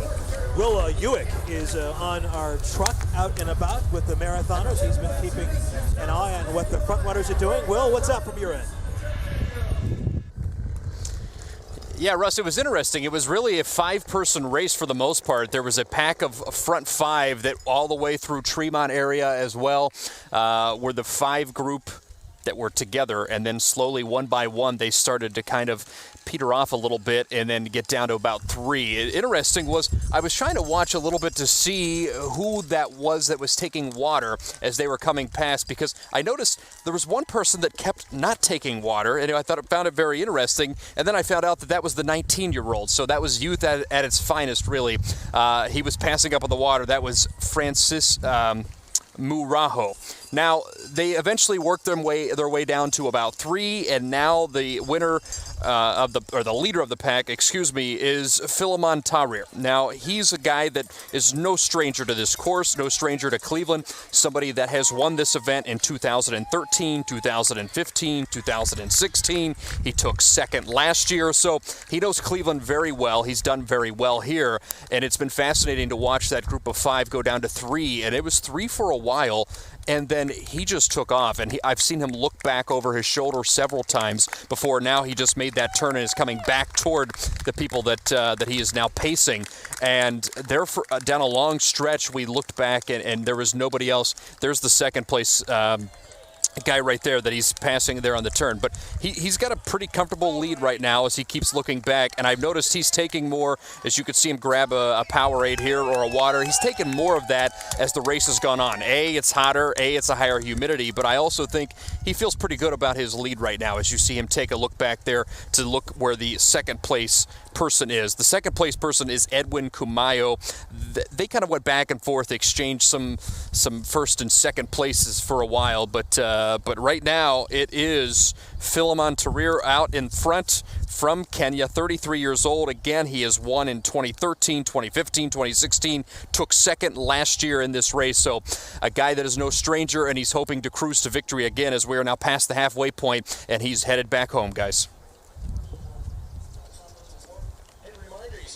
We can't wait to see you at the finish. Get the Rite Aid Cleveland Marathon ad if you're trying to track your rubbing shoulders. You almost fell off the stage. I feel bad. All right, thank you very much. We are here at the finish line. We're at the hour and 30-minute mark as we are seeing plenty of runners come in right now on the half marathon. We're awaiting the marathon winner as well. The marathon record for male is 2 hours and 10 minutes, female 2 hours and 30 minutes. So we'll see that happen live on our air as we start coverage in the 9 o'clock hour on Channel 3. We can tell you the half marathon winners, both from Ohio, the male and female winner of the half marathon. So the Buckeye State and Cleveland being supported well here in the half marathon, as it was Ken Sullivan winning for the third year in a row. Ken Sullivan from Lakewood, Ohio, winning it. Interesting, he now lives in Pittsburgh, so he gets to go back to the Steel City and tell the people in the Steel City how the Rock and Roll Hall of Fame city gets it done here in the marathon.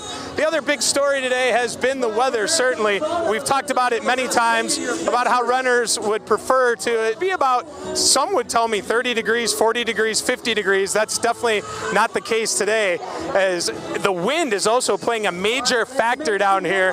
Some runners have talked about that and how that's perhaps affected their running here today, as I continue to watch people come across the line, and it's very exciting to see their reaction when they come across there's a reaction right there in the orange.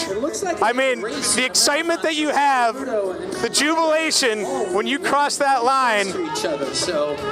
How old? I'm 58. Okay, and what did you just say? Number 11. Number 11. Wow. How you feel? I mean, you need some water. Not messing with me. 127.05. Congratulations. Where are you from? Hudson. Awesome. I mean, there it is right there. I mean, when you see, oh man. You know, you sit and you watch at home, and some people think, man, I could never do that. But certainly it's amazing what you could do when you put your will to test. And certainly that's what around 15,000 people are doing here this weekend for the 42nd Cleveland Marathon, as we look forward to the marathon winner coming up. As I mentioned, it'll be about roughly over 2 hours. We'll see if we're going to get any kind of record. Let's head over here and find out what we have. All right, what do we have going on over here? Yes, Channel 3 in the house. What's your name? Jennifer Shaw from John Marshall High School, and we run the city with Riverside kids and all the other schools from Cleveland. We want to thank We Run the City, whoever the sponsors are on our back. Well, that's a lot. I know. We want to thank them, because without our sponsors for We Run the City and Joe Gilbert, we would never have this program. They provided us with tennis shoes, and they provided 5 runs for our school district, for CMSD. 5 runs today? No, 5 different runs throughout this last couple of months. The last couple of months. So how many total kids do you have here? How many kids here today? Probably about 200, 200 to 300. Okay, and running which races? The 10K, 5K, and the half a marathon. Okay, so you have some in the half marathon as well. Have you had any come across in the half yet? We don't know, because I just barely made it. How did you do?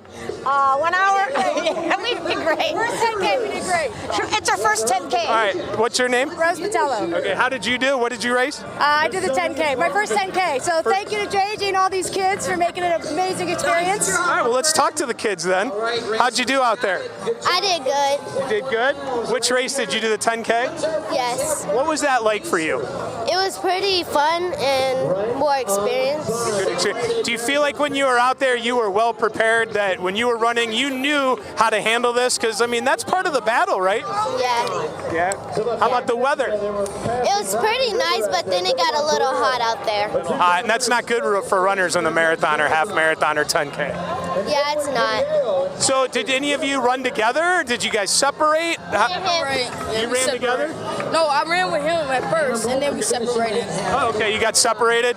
Who took off? Who left the other guy in the dust? I left him in dust, and my sister's running buddy left her. That's why I caught up to her, and we started finishing the race together. How did it feel when you crossed that finish line? Pretty good, but it was like so hard because we kept going up and down hills, but at the end, it was all worth it. Wow, you're fantastic. Congratulations.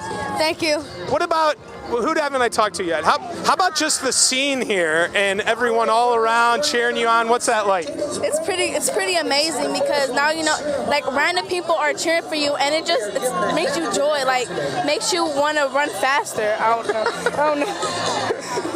Oh, it's so great. How amazing and proud of yourself do you feel right now? I'm pretty proud. This is my last year where we were in the city, so it was pretty good. It was pretty cool. Oh, you were outstanding. Congratulations. Thank you. All right, I'll tell you what. You know what? If that doesn't make you smile, I don't know what will, because that's what it's all about. Some people come to win. Some people are trying to set a time. Some people are running for others. This is great. It's all about the kids, Betsy. Anna Kester's, or Holly Kester's coming in right now. All right, take it away. Cyclist. Check this out. Here she comes. Holly Kester. She did a full marathon in 1:36:20. All right, let's give it up She for is incredible. Good job, Holly! Holly is a veteran. She was in the Army, and she is quite a story. She's done 153 marathons. 153 marathons. We got to talk to her over at the start line. So make sure you encourage them. Holly, great job! You did a wonderful job, Holly. How are you feeling? I feel awesome. You did an hour and like 35 minutes or so. Oh, well, you got to add 15 because I started 15 minutes back. I had some marathon. I know, but I had 6 bikers with me. It was awesome. That's so fun. Your own escort. Yes, it was cool. So marathon number 154.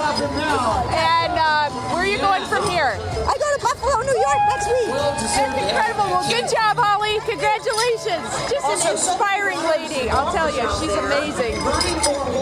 And you can see we have all the half marathoners on the right side of the chute, the 10K coming in on the left side of the chute. Check this guy out. He's on crutches. Oh my word. Sylvie in the half marathon. Sharon, Jennifer, Julie, how you doing? Did you just do a 10K on crutches? What's your name? Keontae. And where are you from? Ohio. Here in Cleveland? Why still run this race when you're on crutches? Because I like to run. And you're really inspiring. You could really have a message for other people. What message would you like other people to know? Nice job, ladies. Believe in yourself. That's a great message, buddy. Nice job. Congratulations. All right, runners, great We'll get job. something to drink. Good job. Oh my gosh. He did it on. It's incredible. That is incredible. Now, I have to ask a question. All right, we have Jack Staff here. He owns the marathon. And we have Jim Evans from Borden Dairy. What's with the milk at the end of a race? When I get done with anything, milk, the nutrition has to be a factor in this. Right. Well, that's what it is. And about 10 years ago, well, anyway, Jim's been here for 25 years, passing out Borden stuff. About 10 years ago, yeah, exactly. About 10 years ago, there was some research done that said that chocolate milk was great for you after a race. Chocolate milk. My 4-year-old daughter will be so happy to hear that. Well, you should be happy too. Well, we love Borden's in our house, and Borden's been a Northeast Ohio fixture. Every night. Well, thank you very much. It's so nice to meet you, Jim. Love it. How important is, though, being properly fueled as far as what food you eat before the race? I mean, that's a huge deal. It is. Well, it's your fuel. It's just like putting gas in your car. It's something that you have to do. If you don't do it the right way, you're going to suffer. I mean, there's two ways of doing it. It's doing too much or not enough. There's a lot of literature out there about what you're supposed to do. But I think that my personal thing is to eat as many carbs as you can 2 days before. One thing that I've really noticed here standing on the finish line is all of the volunteers, the people that you have, every person that comes across. I mean, if there's an issue, whether they're sick or tired or whatnot, I mean, you guys are ready to go. Well, yes, we have University Hospital here, and you can see the people with the chairs and ready to grab them. If someone comes through and they look unsteady, they get a hold of them right away, make sure they get fluids, and if need be, they get them into the medical tent where they have their full stuff. I don't want to put you on the spot, but do we have an idea of what time we might be looking at for the marathon winner right now? Yes, I'm guessing, what time is it up right now? We're at 1:40. I would say somewhere between 2:10 and 2:25 for the men. For the men, yeah. But again, it's hot out there, and they may start slowing down. Well, that's the thing. The heat is definitely a factor today, and it's not just the heat, but it's also the humidity, and that slows down your body's cooling process. Thank goodness we have the wind, but still, this heat is a major factor. They're literally hosing off runners. Yeah, we are. And the lead runners, the elite, are very smart. So instead of pushing themselves, they'll start to run strategically. So they may slow it down on purpose and then suddenly pick it up at the end. So there's a lot going on out there right now among the top 5 guys. Sure. And there's a lot of back and forth. Yeah. They know each other very well. They do. They've done this before, and they kind of keep an eye on each other. It's a bit of a fraternity and a sorority. It is, but they're also very competitive because they're competing for dollars. So, How much money does the first place winner get? Well, the overall package is about $20,000 for everyone. So the first one gets $5,000, and then it goes down to $35,000, $25,000, and then there are certain incentives that others have too. And is this a qualifier for future events? Oh yeah. This is a qualifier for this qualifies for everything. Yeah. How many can qualify for the Boston Marathon? How many? I can tell you on Monday. I guess historically, what's a? I think that we're considered a flat, fast course. Okay. So a lot of people. That's why we get people from all 50 states. And I think that every age group has a different qualifying time. So I know many people have said they qualified, and I know many said they didn't. So we don't keep a record on that. I'm loving all the storylines that we're seeing here.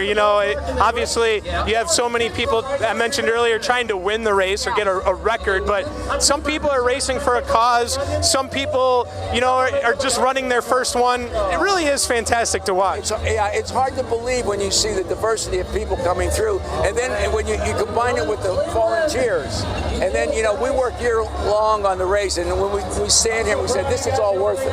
This is it. It's all worth it for us. Well, I just saw a guy come across and he stopped his music on his phone and turned it on to selfie mode as he was getting his medal, and is live on Facebook somewhere. They stop on the course and take pictures in front of different buildings. It's their life. Look, they pay to play, and they can do what they want. Hey, my favorite moment of the day, some guy at the start line stopped because he wanted to take a picture with Betsy. All right? Now, I've seen a lot, but you got to run. Run, Forrest, run. No pictures. He like thousands of people are backing up behind him. He's like, wait. And I sure wasn't going to run to catch up with No, not at all. Well, this is so good. Thank you. Thank you so much. It's amazing. And you can see the number of people that are coming across. Yeah, let's talk about the heat, because we do have some serious heat that is going on. The sun is just coming up over the buildings in downtown Cleveland. So we are just west of Public Square on Euclid. So we have the Huntington building there, and you can see, you'll see that the sun is runners are going to do here. I mean, from now for the next several hours, all we do is heat, and we're going to be in the mid-80s by this afternoon. And remember, some of these people, I mean, we're an hour and 43 minutes into it, but some of these people are running 4, 5, 6, even 7 hours, which puts them right into the middle of peak heating for the day, and it's brilliant sunshine. This is brutal. Yeah, and it's incredible. You never know as you prepare for a marathon or half marathon what the weather's going to be that day. A few years ago, we had grapple in horrible conditions. I mean, literally, people are being pelted by little balls of ice, and this year it's heat, and now they have to hose people off and just try to cool. And of course, that is on the race course, so they're literally kind of making stations along the way to try and give everybody that cooling opportunity. Yeah, and when you're on the route, and I know we've talked about this a lot over the morning, but you got to get the water breaks every time. When I ran the half marathon, Betsy, I did not miss one. I was advised hit every one, and I did, and that was a big key. So if you're watching at home and you're going to want to do this sometime, make sure to do that. And that's what a lot of the runners have told us that they've done. You got to do that. Now, what were the weather conditions like when you ran? When I ran, that was back in 2006. I remember wearing long sleeves. It was a little colder, so I think that actually helped me out. My goal was to break 2 hours in the half marathon. I came in at 1:52. So I was really excited about that. But then when you see the marathon winner come in at like 2:10, you're like, hey, wait a minute. Whoa, that's double the amount, right? Yeah. So 13.1, 26.2. But I still just can't get over the amount of work and dedication that goes in for all of these runners. Betsy, and again, to see their reaction when they cross. Have you seen, is there anyone that really stood out to you that's just been like the kids? Yeah. Oh my gosh, these kids are amazing. You know, they don't have to run, you know, they've been exposed to it. They're running because they love it. As we heard from one of the first of the children who finished the 10K, the little gal we had on earlier named Fiona Frazier, her mom MC was one of 7 kids, and she got interested in running because her parents wanted to wear the kids out. So they made them run, and she just fell in love with it, and now she's sharing that with her daughter, who loves it. Incredible. It's just a generational thing. It's been such cool stuff. It's amazing just to give a feel of what it's like right down here. We're right in front of the finish line. It's very windy. Yeah. It's loud because of the music. I can barely hear you. Yeah. And it's just a festive atmosphere. You got the DJ going. And again, we continue to watch the runners come across as we are at the 1 hour, 46 and now 30-second mark. So we're going to head out to Will Ewick now. Will, what you doing, buddy? Dave, we're on the lead truck right now, following, or I guess leading, but we're letting him set the pace, and boy, is he ever setting a great pace right now. Filamentera, the leader right now in the Cleveland Marathon, and you look behind him and you could see there's nobody in sight. He is running right now about a 5:11 mile. For you runners out there, 5 minutes, 11 seconds is about the average pace of his mile right now. To give you an idea of the second place person, they're running about a 5:19, 5:20 mile. So really, you think that that's not really that big of a difference. It's only, 8, 9 seconds per mile, but boy, does it add up, because he is now on mile 20, coming up on mile 21 with 26.2 in the entire thing. So Filamentera right now has a pretty nice lead, and you could see he continues to look back and make sure that he's keeping this comfortable lead. He's getting a lot more water, I've noticed later on, and that's probably because A, he's getting hotter, B, it's getting hotter out in the humidity, and he's running a lot more, but I think he thinks he's got a little bit of a cushion here. Now, he's on pace right now to finish at about 2:16, which would be a great time. His personal best is a 2:13.29. This is a guy that's very familiar with this Cleveland Marathon. 33-year-old has won it in 2013, 2015, 2016, and took second last year in the Cleveland Marathon. He's also competed in the Columbus Half Marathon, where he took 6th last year. He won the Quad Cities Marathon last year as well. So he's been over running in the United States. He's from Kenya for a while now. dating back to at least the early 2011 Columbus Half Marathon. He took third there. So he's someone that's very familiar with, I guess you want to call it the topography or the terrain of Ohio, and especially Cleveland here, running in several of these Rite Aid Cleveland Marathons and winning and taking some of the top spots in them. So he is your current leader right now. Again, he's got a 5-minute, 11-second mile right now at his average pace. He's got just coming up on 21 miles for him with 26.2 total, and the person in second place behind him, you can't see them right now. They're running about a 5:19,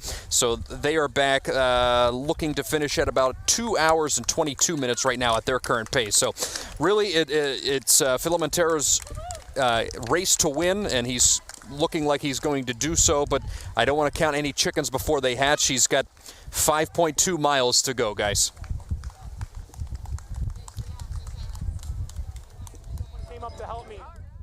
Here we go. We are back at the finish line now. Jeannie Rice, a friend of Channel 3, a local gal, a world record holder. You're amazing. Thank you. So how was the course today? Well, today half marathon was fine. It was a little warm, and I decided to do the half. From yesterday, I switched over because I just did a half marathon in Pittsburgh, try to break world record, but I was a little off.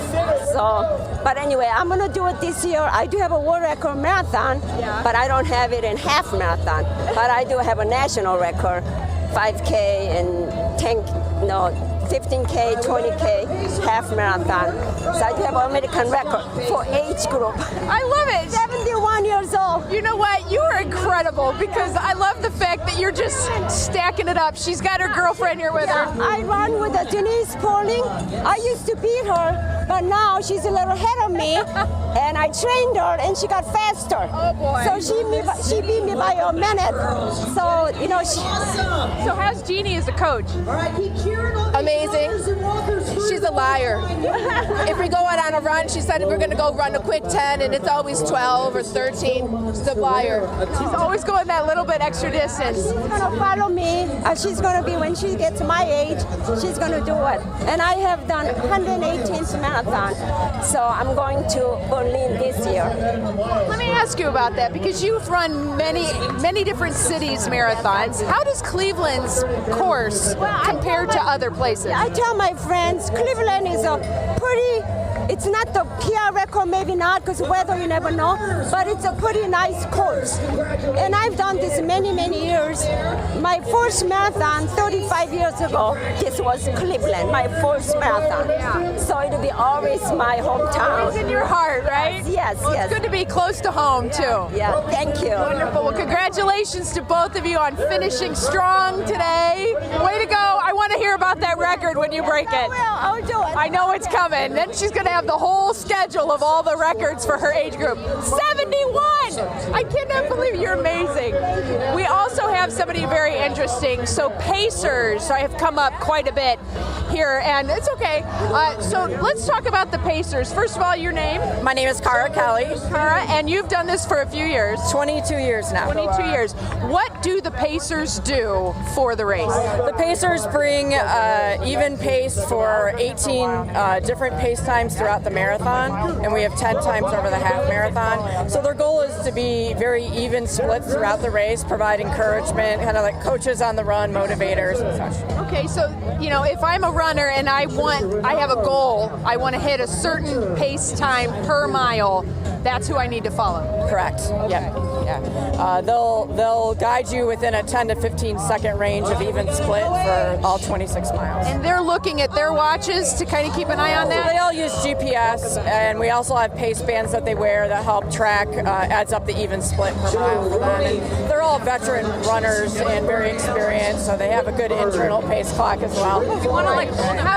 How are they chosen to do this? So I used to coach actually at Second Soul of Lakewood for many years, so I had a good coach core of athletes that I coach, and just kind of I've paced for other races as well. So the pacing community is kind of close-knit throughout the country, really. And then other pacers submit a resume kind of with their experience of their finish times and their pacing.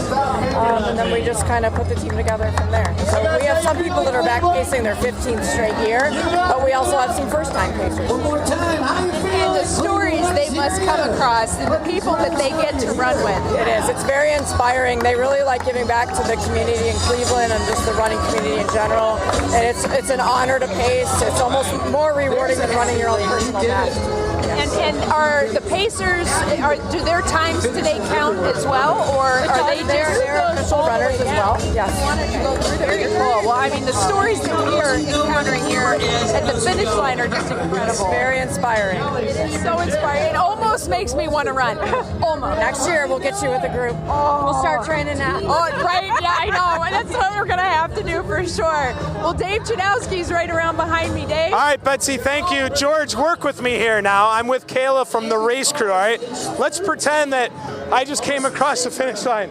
I did it, all right? I finished. Kayla, what happens right when a runner comes across? Yeah, so we'll go get the medals. All right, let's go get a medal. George, come with us. All right, so obviously this is a big moment for any racer right here. Grab it. Okay, thank you. All right, we get our medal. Then where do we go? Water. Okay, all right.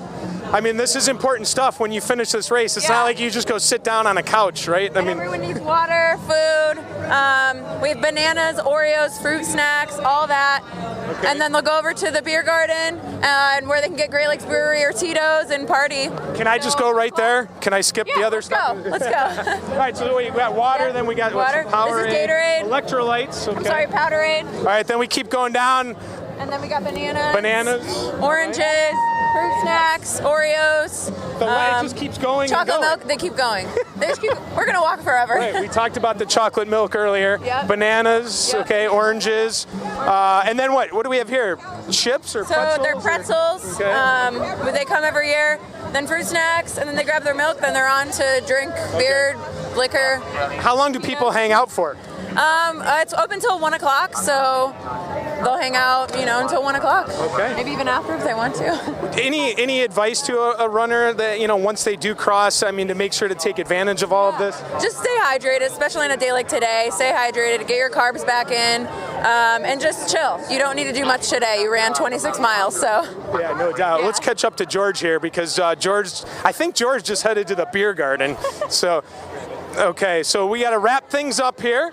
I got to tell you, I just went up to you and had no idea who you were, but you were outstanding. Thank you for being on TV. No problem. Thanks. All right. Kayla with the race team, thank you so much. That's going to do it for us here down on the finish line, but we have much, much more coming up on Channel 3 from 9 to 10. We're going to see who wins the Cleveland Marathon, everybody.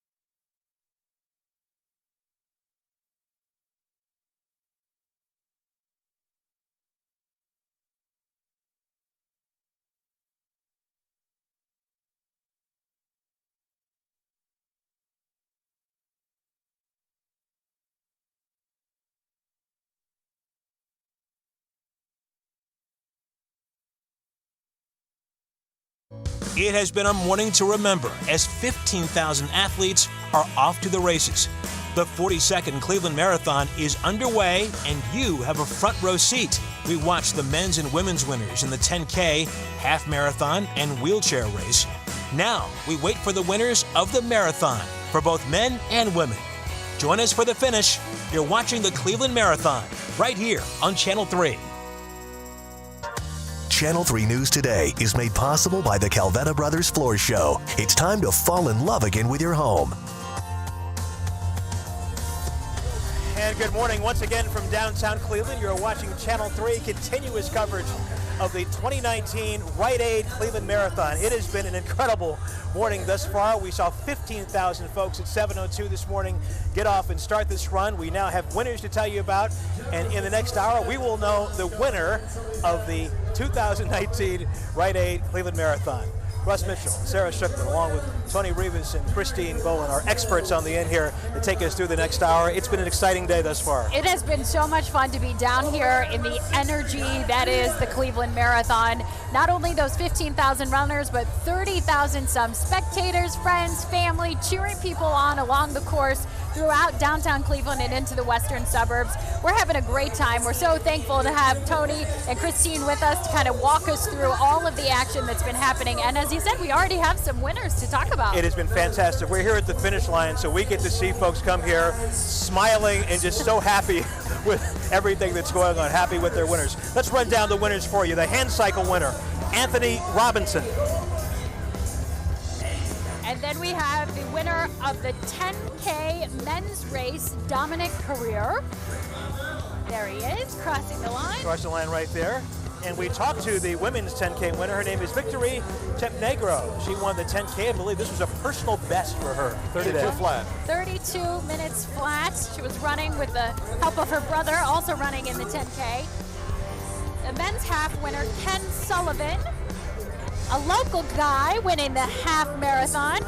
Yeah, I believe from Ohio, as well as the women's half winner. That's Amanda Wozniak. I believe the men's half and the women's half both from Ohio. So Ohio having a good day thus far. Third year in a row for Ken Sullivan, though he had, because of his wife's education, has moved from Cleveland to Pittsburgh, I believe. I see. Okay. All right. And right now, again, it is 9:02, and we are awaiting the winner of the Cleveland Marathon, the men's and the women's winners. Let's get an idea where we are right now. Will Ewig is out. He's in the lead truck. Will, where are you? What can you tell us? Yeah, we just passed Edgewater, Russ, and we are right in front of Phil Montero, who is leading this right now, and he keeps looking back, and there is no one behind him right now as far as eyesight at all. He's averaging about a 5-minute, 8-second mile right now. That's kind of dropped as we've gotten hotter, and he's getting kind of the day going on. He's probably getting a little more tired and winded. He's down at about a 5:18, but right now he is on mile 23.3 of the 26.2 to finally wrap it up. The next person behind him is back a pretty decent ways. I want to say, judging by this leaderboard that I'm looking at, it looks like there's a difference of about 8 minutes in finish time is what they have him right now. Now that's very unofficial. This is going by chips and different things, but so about 8 minutes behind the pace is the second place. It was interesting, Russ and Sarah, because they started out, there was a pack of 5 for the majority all the way through Tremont, and then it went down to a pack of 3, and then finally once we got out to Lakewood, really Philemon busted out, got in front, and has not looked back. Well, I guess that's figuratively, because he's definitely looking back literally, but now as you see him coming up on the mile 23 sign, looking back one last time as he's coming up this hill with about 3 miles to go. He's got a pretty comfortable lead. Back to you. So much, Will. Okay, Christine, walk us through this. This is a good pace? Can you hear me at all? I can't really hear you. Okay, you can't hear me. Tony, can you hear me at all? I can hear you. Is this a good pace? It is. He's about, well, depending on how he comes the last 3 miles, he's on about 2:15, 2:16 marathon pace. Now, last year he won the Quad Cities. He was second here last year. He won it in 2013 and 2016. He dropped out in 2015 with a sore foot. It's been kind of a chronic injury with him for years. It happened last November, and he had to take a month and a half off. But he's had 3 good months of training, and he hopes that his foot is holding together, and so far through 23 miles it is. Now, one of his training partners back home for his long runs and his track workouts is a guy by the name of Eliud Kipchoge, who is the world record holder, who later this year is going for a sub 2-hour marathon in an exhibition in London. Wow. The best marathoner in history, and that's the guy this guy trains with for his track workouts. So he's got a lot of respect for everyone in this field, but he doesn't fear anybody. And so far, he's dominating the competition. I know you were talking with him last night, you said, and about that injury he had experienced, but it seems like what we're seeing now, like you said, it's holding together, it's not bothering him too much. You know, whenever you get injured, part of your mentality is always waiting for it to happen again. And you can tell when the injury's over when you say, oh, I haven't been thinking about my foot, my Achilles, my hamstring, whatever it is. And so far, he has been untainted, and he's just opening his lead more by more with every passing mile.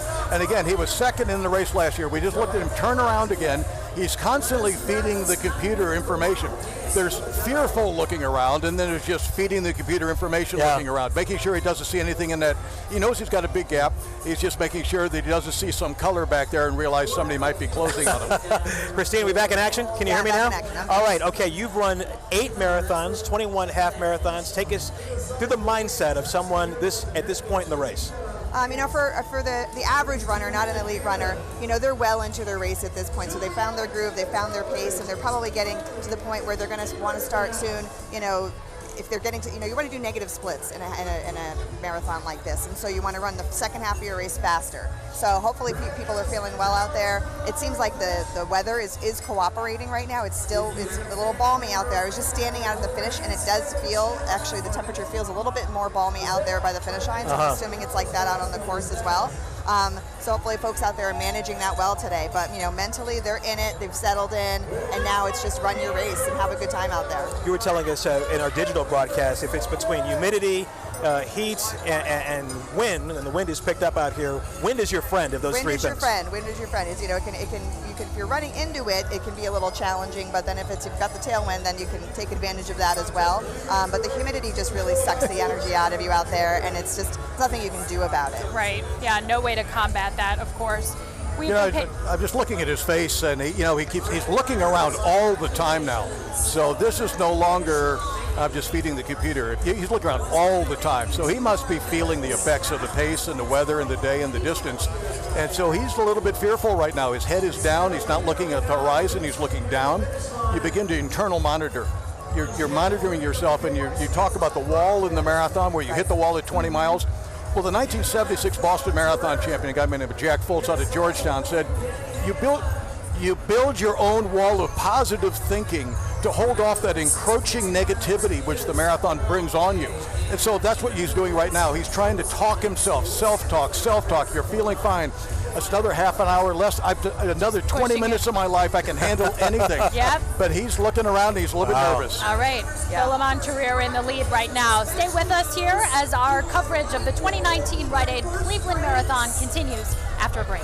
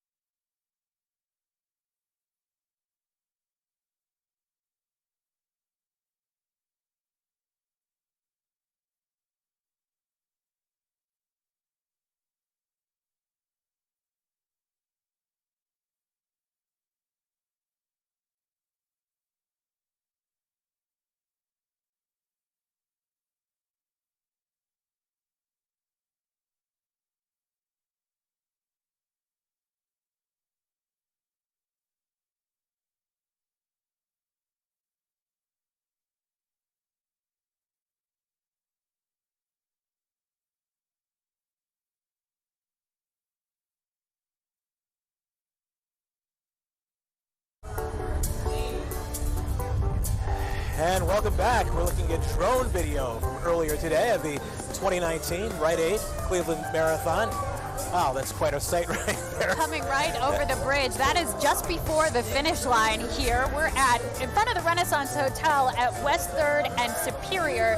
That's where the finish is. So this is, you're seeing just the tail part of the course there. That's pretty impressive, impressive shot there. Let's get you to the marathon now. The leader right now, Philemon Terrer, 33 years old, from Kenya, on a really good pace. It was interesting. Now this is where the strategy comes into play. Christine Bowen, Tony Rivas was telling us earlier that right now he's looking around. He's kind of nervous. He's suffering is what he's doing. He's very nervous. He's looking around more than he should be at this point. He's lost his pace completely, and he's really he's in survival mode right now. And he's looking around because he's very frightened that somebody might be coming on him. The last time I looked on the app, he had more than a half a mile lead. But a half a mile seems like a lot, but once you start jogging, you become like you're dead in the water, and you become very vulnerable. Yes, and I think you can see there are runners not too far behind him along the course there. As he just run into the shade, he's trying maybe to stay cooler. Obviously, the weather a big factor today. Last time we heard it was Edwin Camayo, who was the guy in second place last time we heard. And that's, according to the leaderboard, Tony, that's still the case. Yeah, he's looking for water. He's trying to cool down. He's overheated is what's happening. Oh my goodness. Wow, he's on fumes, right? Yeah, and now he's looking back, and of course he's mixed in with the regular folks, and so he feels even more vulnerable because he can't really tell where the guy chasing him is. Yeah, hard to keep track of his competitor.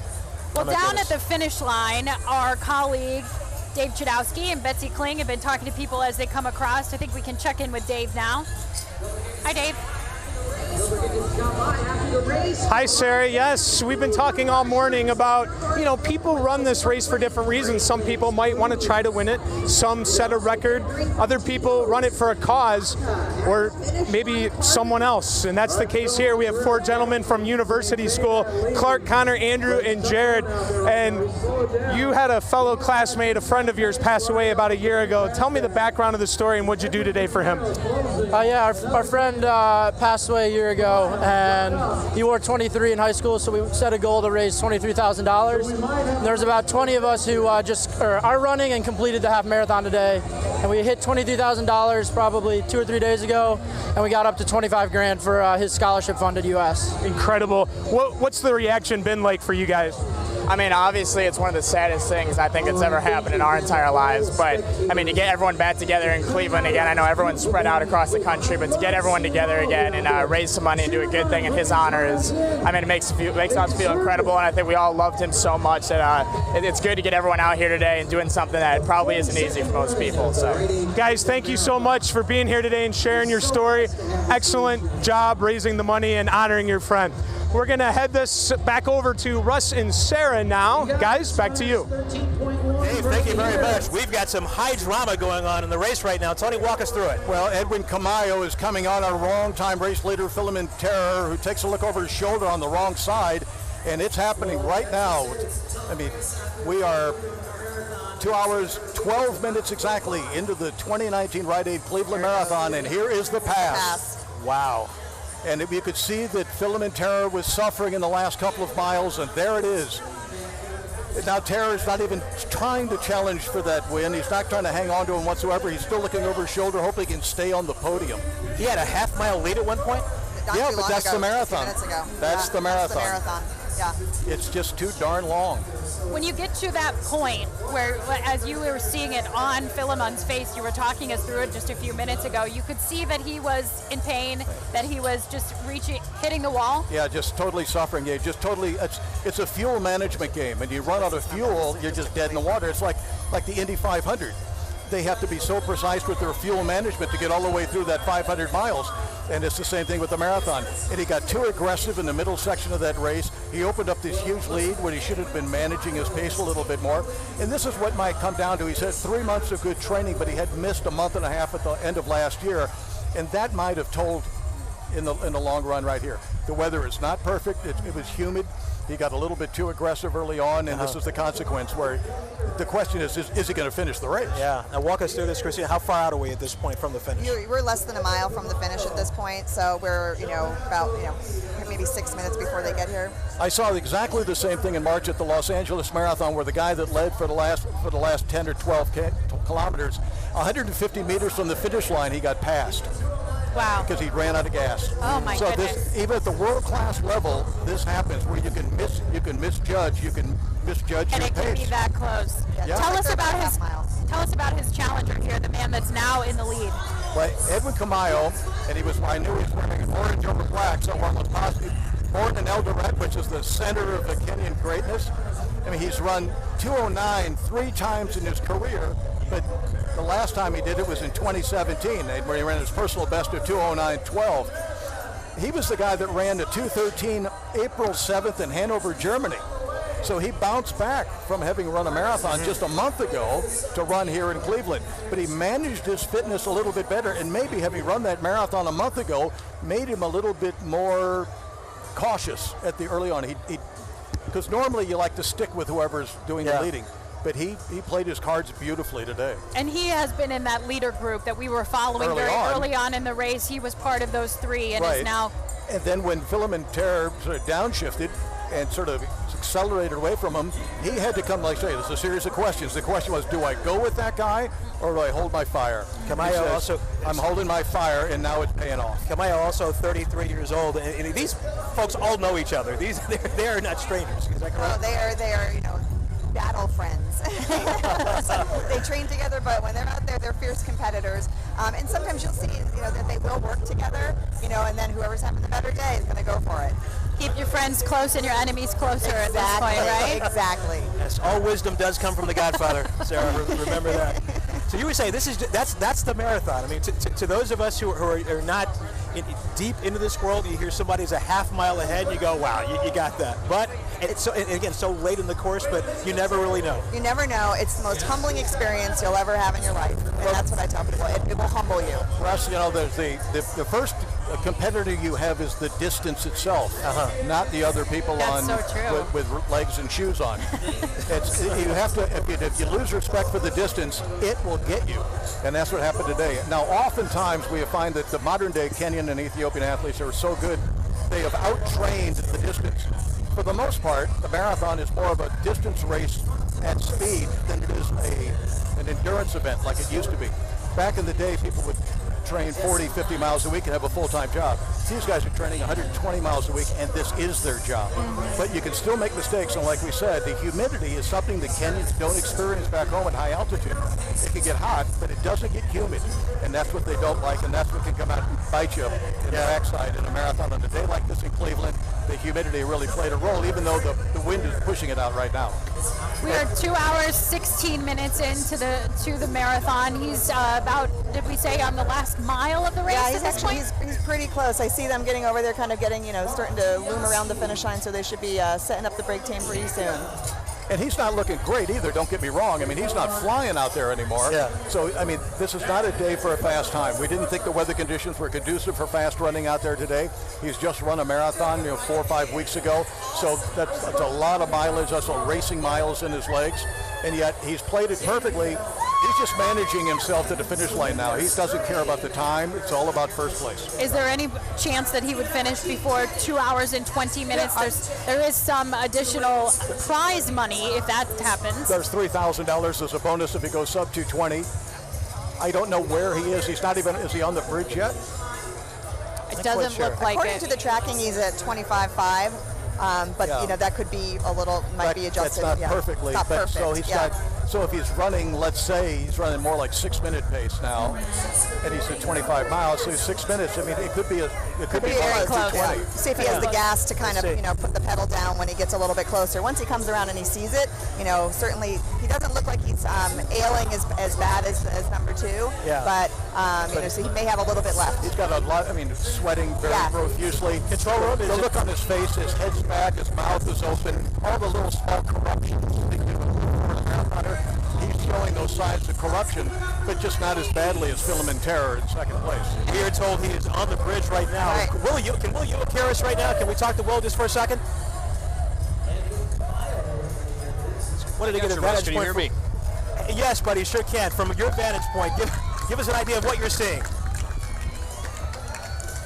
Yeah, it was very unbelievable, and you guys really nailed it. I think it was interesting to watch. Edwin, now in the lead, is running a totally different race than Philemon was. Philemon kept looking back, and at first I thought he was looking back to see like how big of a lead do I actually have in a good way, and then it seemed to be a little more in a panic sense, as you guys mentioned, because I think he started to run out of gas. Edwin, on the other hand, has taken the lead. He's in the home stretch now. He's on this bridge, and he's not looking back at all. He's looked razor focused, looking ahead. He's not looking down. He's got the horizon in front of him, and he's now crossing the bridge. And Sarah brought up that interesting point. If he can get in under 2:20, then there's that $3,000 bonus. And right now, it looks like it's going to be real close. The chip time has him finishing about 2:21 and some change. So it depends if he has this last bit of fire to jump into to get there or not. But the bridge starts to come downhill, so maybe he'll pick up the speed right now and get in there. But a totally different look on his face, a look of determination, whereas you guys were kind of talking about Philemon kept looking behind, hoping that this wouldn't happen, and it did. He's got about 35 seconds if he wants to collect that extra $3,000, and Tony, you're saying he's probably not going to do that. No, but, he's not worried about that. He's going to win the race, and that's what's important. I mean, if you got the bonus, that's fine, but I think he would take this day in a heartbeat. Coming in just on 1 month after a 2:13 back over in Europe, comes in here, had to play a smart game. I mean, sometimes just running with someone and someone's stronger at the end is one thing, but to actually have to make a really critical decision in the middle of the race not to go, because he could have well have gone with Philemon Terror. He had the ability to go with him, and he chose not to on a day like this. And that's it. It's crisis management. Marathoning is making, the blood is in your legs, not in your head. And so when you need your wits about you most, you have fewer of them at your disposal. Crisis management. You smiled at that, Christine. It is. Because you get out there and sometimes your wheels just start to come off, and you're like, please just let me have enough to keep all the wheels on and get to the finish. So, and mentally, I'm sure for Philemon, having that sort of lead, and as soon as he saw him coming, mentally, that also plays a part in this. Looking over your shoulder and seeing that person creeping up on you little by little, it's hard to hang on at that point. It's better to be the chaser than the chased late in a race. That makes sense. Because you got the target, and you can shorten that gap. Where somebody's in front, it's just you don't know where that other person is. You got fear in your mind, and that just becomes that negativity which gets in there, and that's the damaging element. It just compounds at this point in the race for sure. He is getting close here. We are near the finish line, and you can see the crowd is getting excited because they know what is about to happen. They have pulled the banner across for the winner of the 2019 Rite Aid Cleveland Marathon. Getting really close. These folks you see coming in, these other people you see coming in, these are folks from the half marathon, just so you'll know. That's what they're finishing up now as we await the winner of the 2019 Rite Aid Cleveland Marathon. Edwin Camayo. He is in sight. We can see him right up the his top 10 average of his career. He's run 18 marathons. His top 10 average is 2 hours, 12 minutes, and 17 seconds. So that's the quality of marathon there is, and you can see that's the kind of day it was here in Cleveland. The 2:12 marathoner is going to finish at 2:22. Okay, here we go. Here he comes. Let's watch and listen.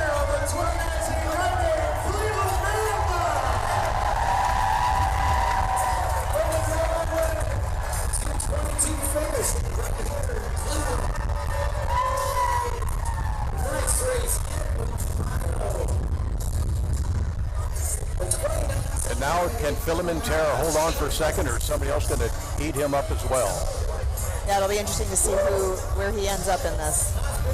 Brave race. I mean, if nothing else, Philemon Terror, a brave performance out there, irrespective of what time and place he finishes. Yeah, call it a masterful performance in terms of strategy. Yes, very masterful. And yet you would have thought that of Filament Terror, having won in 2013 and 2016 and finished second last year. He's the one that had the course knowledge. Sure. He's the one that's got the experience on the course, and yet he's the one that made the mistake. And you said some of these are small mistakes that are made early in the race that you just cannot rebound from when you get later on. That amplified, yes. I mean, it's a heartless game. A heartless game. Wow, that's harsh, Tony. I hope I'm not encouraging too many people to get involved. That is harsh. There's a magnificence. Everyone should go sign up tomorrow. That's all we're going to say. There's a dignity and an honor and a magnificence to the efforts that all the people from the 10Ks to the half marathoners to the marathoners, first to last. There's something that's you can't. Nobody can give you this in a present. You got to earn this yourself. Yeah, I think. There we have the winner of the 2019 Cleveland Rite Aid Marathon, Edwin Kimyalo, waiting for the women's winner now. We're going to come back after a break. You're watching Channel 3.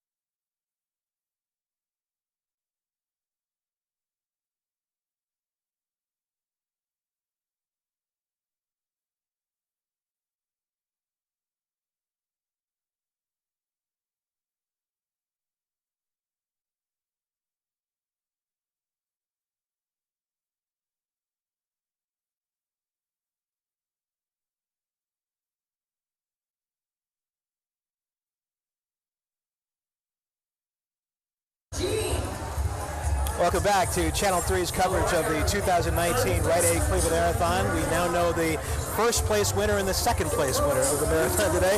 First place, Edwin Kimyalo from Kenya, 33 years old, and quite a finish. Oh, an incredible finish just in the last mile. He was right there alongside Philemon Tarir, the two runners. There you see Edwin Kimyalo crossing the finish line.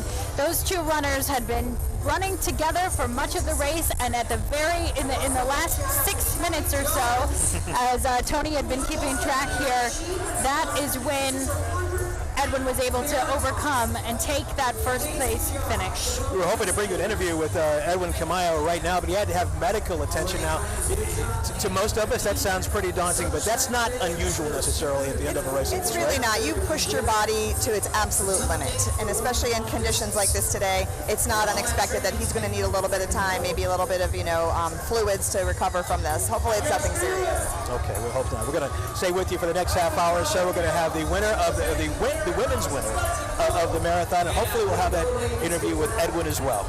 Yes. Thanks for joining us, and stay with us here as our coverage of the 2019 Rite Aid Cleveland Marathon continues.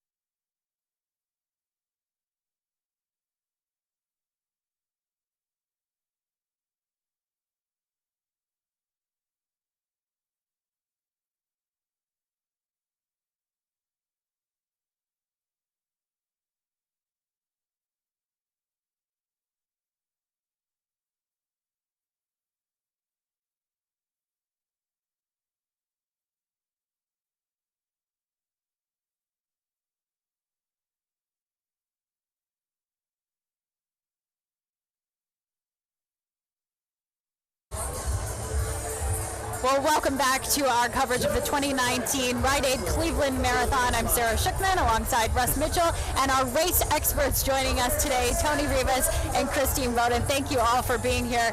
You guys have just walked us through the finish for the men's marathon. Let's talk a little bit about that. Well, you know, it was the marathon is a daunting business, and we found that out today in Cleveland in spades as Philemon Terra, a two-time previous champion in 2013 and 2016, a runner-up last year closely in 2018, came in as the favorite of the race, trains with the world record holder in the marathon, and yet the marathon distance got to him in the final few miles.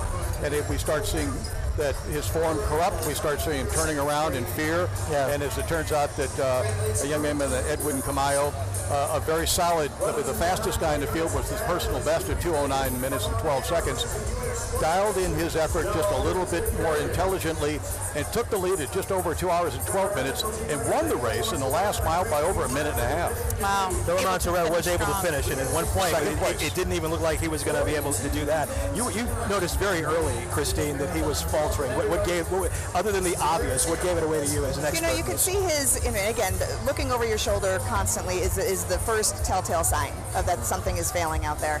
And then as I was watching him, he started weaving a little bit, looking for shade, and then really noticeably slowing his pace more than he should.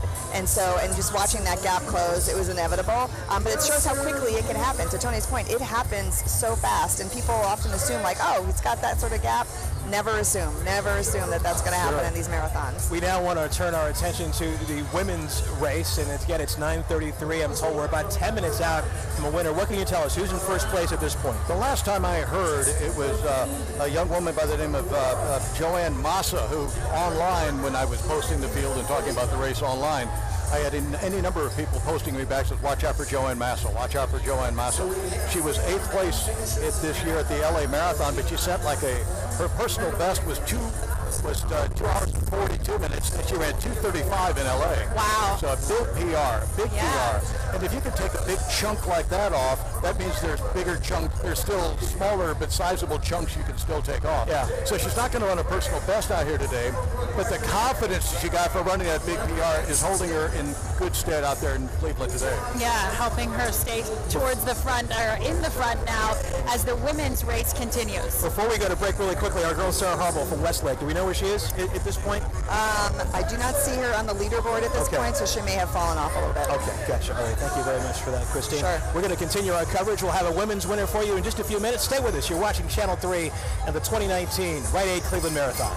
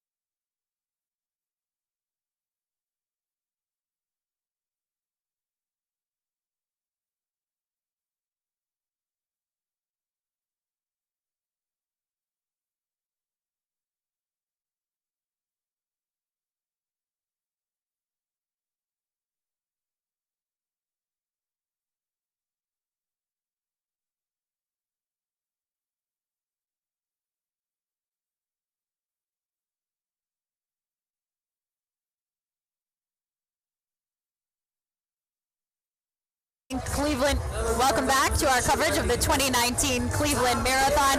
We are waiting any second now for a winner in the women's marathon. We have already experienced a lot of winning here at the finish line. Yeah, we're quite. The 10K, the half marathon, and the men's marathon finishers just in the last 15 minutes or so. Right, the men's marathon, that was pretty intense. Again, some high drama there. Okay, Turner, I'm going to take you to the women. Where are we at this point? Well, what we think we know is Joanne Massa from Kenya, 8th place finisher at the Los Angeles Marathon this year, 2 hours and 35 minutes, which is a personal best by about 8 minutes to 7 minutes or so. We think is in the lead, and Helen Mugo, her countrywoman, is in second place. Our defending champion, Sarah Holbrook from Westlake, has fallen off the pace, and we don't know quite what position she's in, but she's running with Clara Santucci, or she's just behind Clara Santucci, who's from Pittsburgh, who is another top American runner as well. You said a lot of times when you're out on the course, you look for someone that you recognize or that maybe you've been able to stay with just to kind of keep the competition going. Anything to draw you on or to help push you along. Now, Sarah, because she's local and she's won this race, and I think she was in great shape. She had 2.5 months of uninterrupted 70-mile-per-week training, even though she works full-time in education sales. I talked to her on the phone like last week, and she was in top form, but she was going for it today. So if she falters in the weather, it's because she went for it, not because she had a bad day necessarily. She really challenged. And we are looking at Sarah right there. We don't know what point she is in the race right there, but it's the best champion, Sarah. We're about 5 minutes away from the winner here. Christine Bowman, take it through this. What are we going to do for the next 5 minutes? You can't hear me. Tony, can you hear me? Yes. Sarah, at the same time, has family and friends scattered all over the West End. I mean, she's got her parents, she's got friends everywhere. She's got a lot of support out on this course. So, and she was just named one of the top 30 influential women in Cleveland. So she's not running. She's talking about her Olympic trials qualifying time at the Twin Cities Marathon. The Olympic Trials Marathon is next February in Atlanta.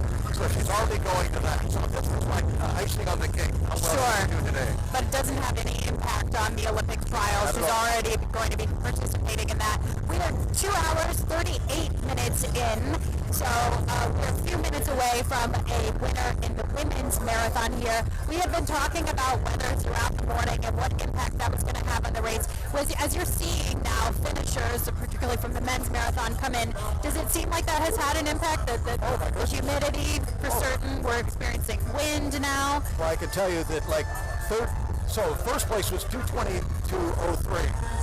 That's a guy who's run his top 10 career average is 2:12, 10 minutes faster than that. All right, same distance, same athlete, 10 minutes difference. You tell me the weather doesn't make a difference.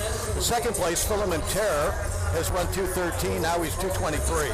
Third place, Kipkoech Ruto, 2 hours and 26 minutes. Now realize this: the women's world record's 2:15:25. Wow. These are world-class Kenyan men who are in this weather running over 2 hours and 20 minutes. Wow. At sub 2:20, a ride at 2:20 in the World Marathon Majors, that's a women's winning time. That's how tough the conditions were out there today in Cleveland. Christine, we back in business? Yes, back in business. Okay. Ms. 8 marathons, last 4 or 5 minutes of this race. Tell me what's the mindset of the runner at this point. Mindset of the runner right now is get me home, get me to that finish. They're at their extremes. They're in pain, and but they're also looking for that glory when they cross the finish line. There is nothing like that experience of finishing a marathon, and especially for someone like Sarah, this is bittersweet for her. Even though she's fallen off the lead pack, she's, as Tony mentioned, in her hometown, and I would expect some really loud applause and cheers for her when she comes through. But everyone right now is just kind of waiting to finish out the day and hopefully finish it feeling tired but elated all at once. It's a wonderful feeling. Yeah. So many of our friends and neighbors still finishing the half marathon here. You're seeing a lot of people come across the finish line. That's what you're looking at right there. When you're running the marathon and you run into a group like this, does that impact you, or do you just try to kind of stay on your own side and out of the fray of all those other people? It can depend. It depends. If you're staying on pace with them, that's a great strategy if you can find someone that you want to run with. But then, if they start to slow down, you have to decide, and you have to run your own race out there. So for the regular runner out there, a lot of folks like to use the pace groups, and I know Cleveland has those wonderful opportunities to have folks pace with you, and it can be a little bit more of a party out there too if you're running with a group. Depends on what your goal is. I can imagine, as Sarah was saying, we're seeing people finishing the half marathon right now. We had the elite folks finish, obviously, much earlier. These are people who are walking by us saying, showing us their medals, saying, my first time, I did it. I did it. These are the real folks out here. Oh, these are great. And you know, and the other unsung heroes too are these volunteers, everyone that's out here in their orange shirt. You know, these races would absolutely not be possible without the volunteers coming out in the community. So I would encourage anyone, you know, locally, you know, to get out there if it's something you're interested in, way to give back and support these runners. Yeah, most of these thousands and thousands of people from the area who are running these races, they have jobs, they have families. Yeah. So they have to carve out of their everyday lives time to do training. Now there might be some 19 or 18-year-old guys and women who can get up in the morning and just go run a half marathon or a 10K. But almost everyone has to train for this, which means you have to carve out time to make that happen. And that's why the emotion and the satisfaction of the finish line means something, because the investment of months of preparation you put into this, the fruition is here at this finish line. Mm-hmm. It's not just the distance, it's all the time you put into training to do the distance on race day. The culmination of all of that, and as you said, I think, Christine, you were saying, once you've crossed that finish line mentally, you just feel like you could take on all kinds of anything. And I can't tell you how many times I've crossed the finish line and, you know, leading up to it and you're out there and it hurts so bad, and then you fit it and you're like, I'm never doing this again. And then as soon as you cross the finish line, a lot of people are like, sign me up for the next one. And then you're trying to recruit all your friends to do it too. And I was over here talking earlier and I was like, oh, have you ever thought about doing a marathon? You know what I mean? I'm like that, like, you know, serial recruiter for running races. Talking everybody into it. Earlier you were saying the elite athletes, the elite runners, when they finish up, they usually do like a cool down run. These folks, again, the real people, they're off to the beer garden. They're off to the beer garden. They're off to the beer garden. They gotta get the, you know, carbs back in their body. It's the only sport, maybe there's other sports, but it's one of the very few sports where it's 9 o'clock in the morning and people are starting to go to the beer garden. It's part of the beauty of the game. And it's interesting, there's a whole lot, there's actually a line of beers that are coming out geared towards endurance events. It's a now big sponsorable opportunity. I know that they have a great sponsor here with the Great Lakes to, you know, kind of, you know, fulfill all of that, you know, fun and entertainment after the event. Yeah, and it is such an event, you know, not only for the runners, but you mentioned there are volunteers down here, there are family, friends, there are people, I think, who are just supporters who came down to see what all the action was, because it is such a beautiful day, although challenging running conditions. It's a great day to see Cleveland and Northeast Ohio out like this. One of the things you find is every big city you go to that has an event like this, it's always, if not one of the best days of the year in the city. It ties the city together in a way that no other event does. Tony, let me stop you right there. Well, we don't. Okay, I'm sorry. Let's get an update now. I'm not quite sure who this is. Let's get an update now on the female runners right now, the women's runners right now. Where are we at this point? We are waiting for Joanne Massa to come across the finish line. No, it is not. I think this is another marathon runner, but we are waiting for the winner of the women's marathon. Looks like they're standing by. You can see they've got the banner. They're getting ready to pull it out. Now remember, last year the winning time was 2 hours 51 minutes by Sarah Horball. And so now we're 2:44 on the clock, and as we noticed with the men, much slower than, like 6 minutes slower than last year. So let's take that over to the women's side. You've got very fast women, but it's not a fast day, so it's not going to be a fast time here today. Do we know where the leader is right now? Trying to get that right now. Last time I saw my update is that Sarah Horball's at 25.5 miles. I just received that too. She's on, but I don't know where. I'm not just looking on this right now. Last time we heard, Joanne Massa was in the lead. Helen Mugo was in second place, and Grace McCarron out of Mansfield, Ohio, was in third. All right. Okay.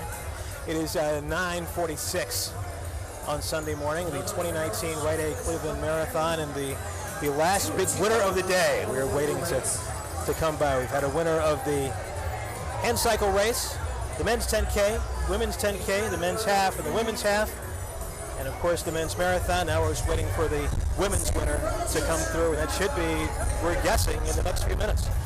The volunteers right near us here, right past the finish line at the Renaissance Hotel, are handing out the medals, and I have to ask you guys, because I know... There we go. Here's our finisher right here. It looks like we've got her. 2:45:30 on the clock.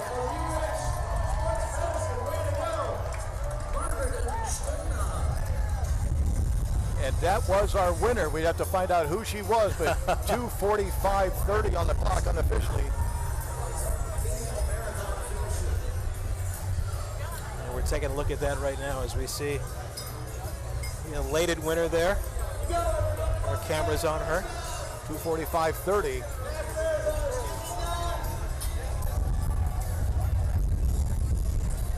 Wangui.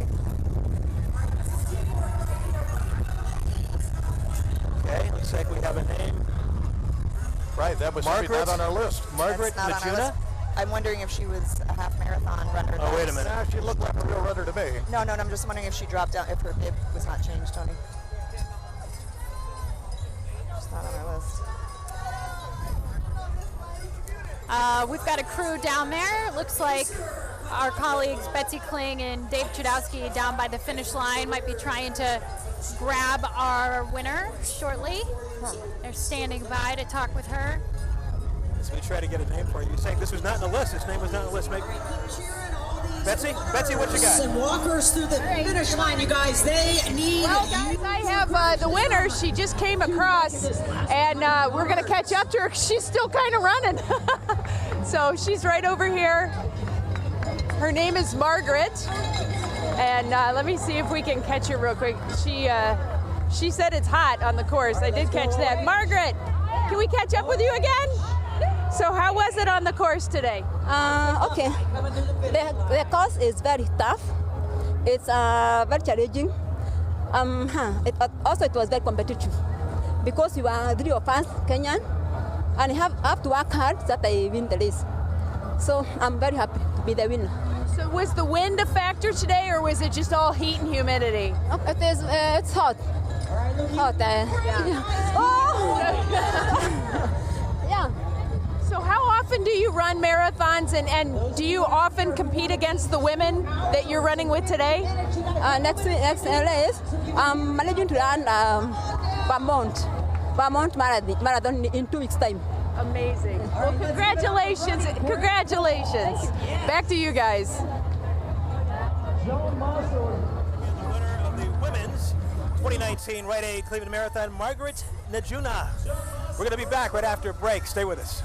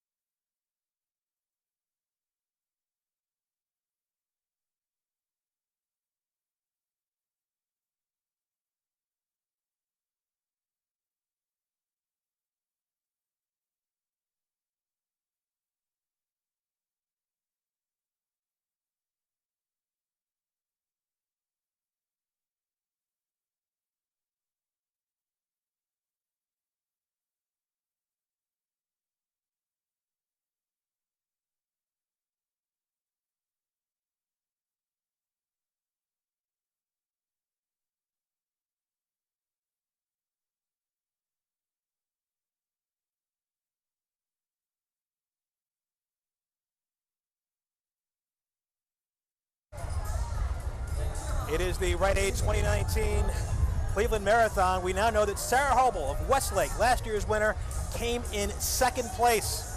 Much more to come as we wrap up our coverage from downtown Cleveland after a break.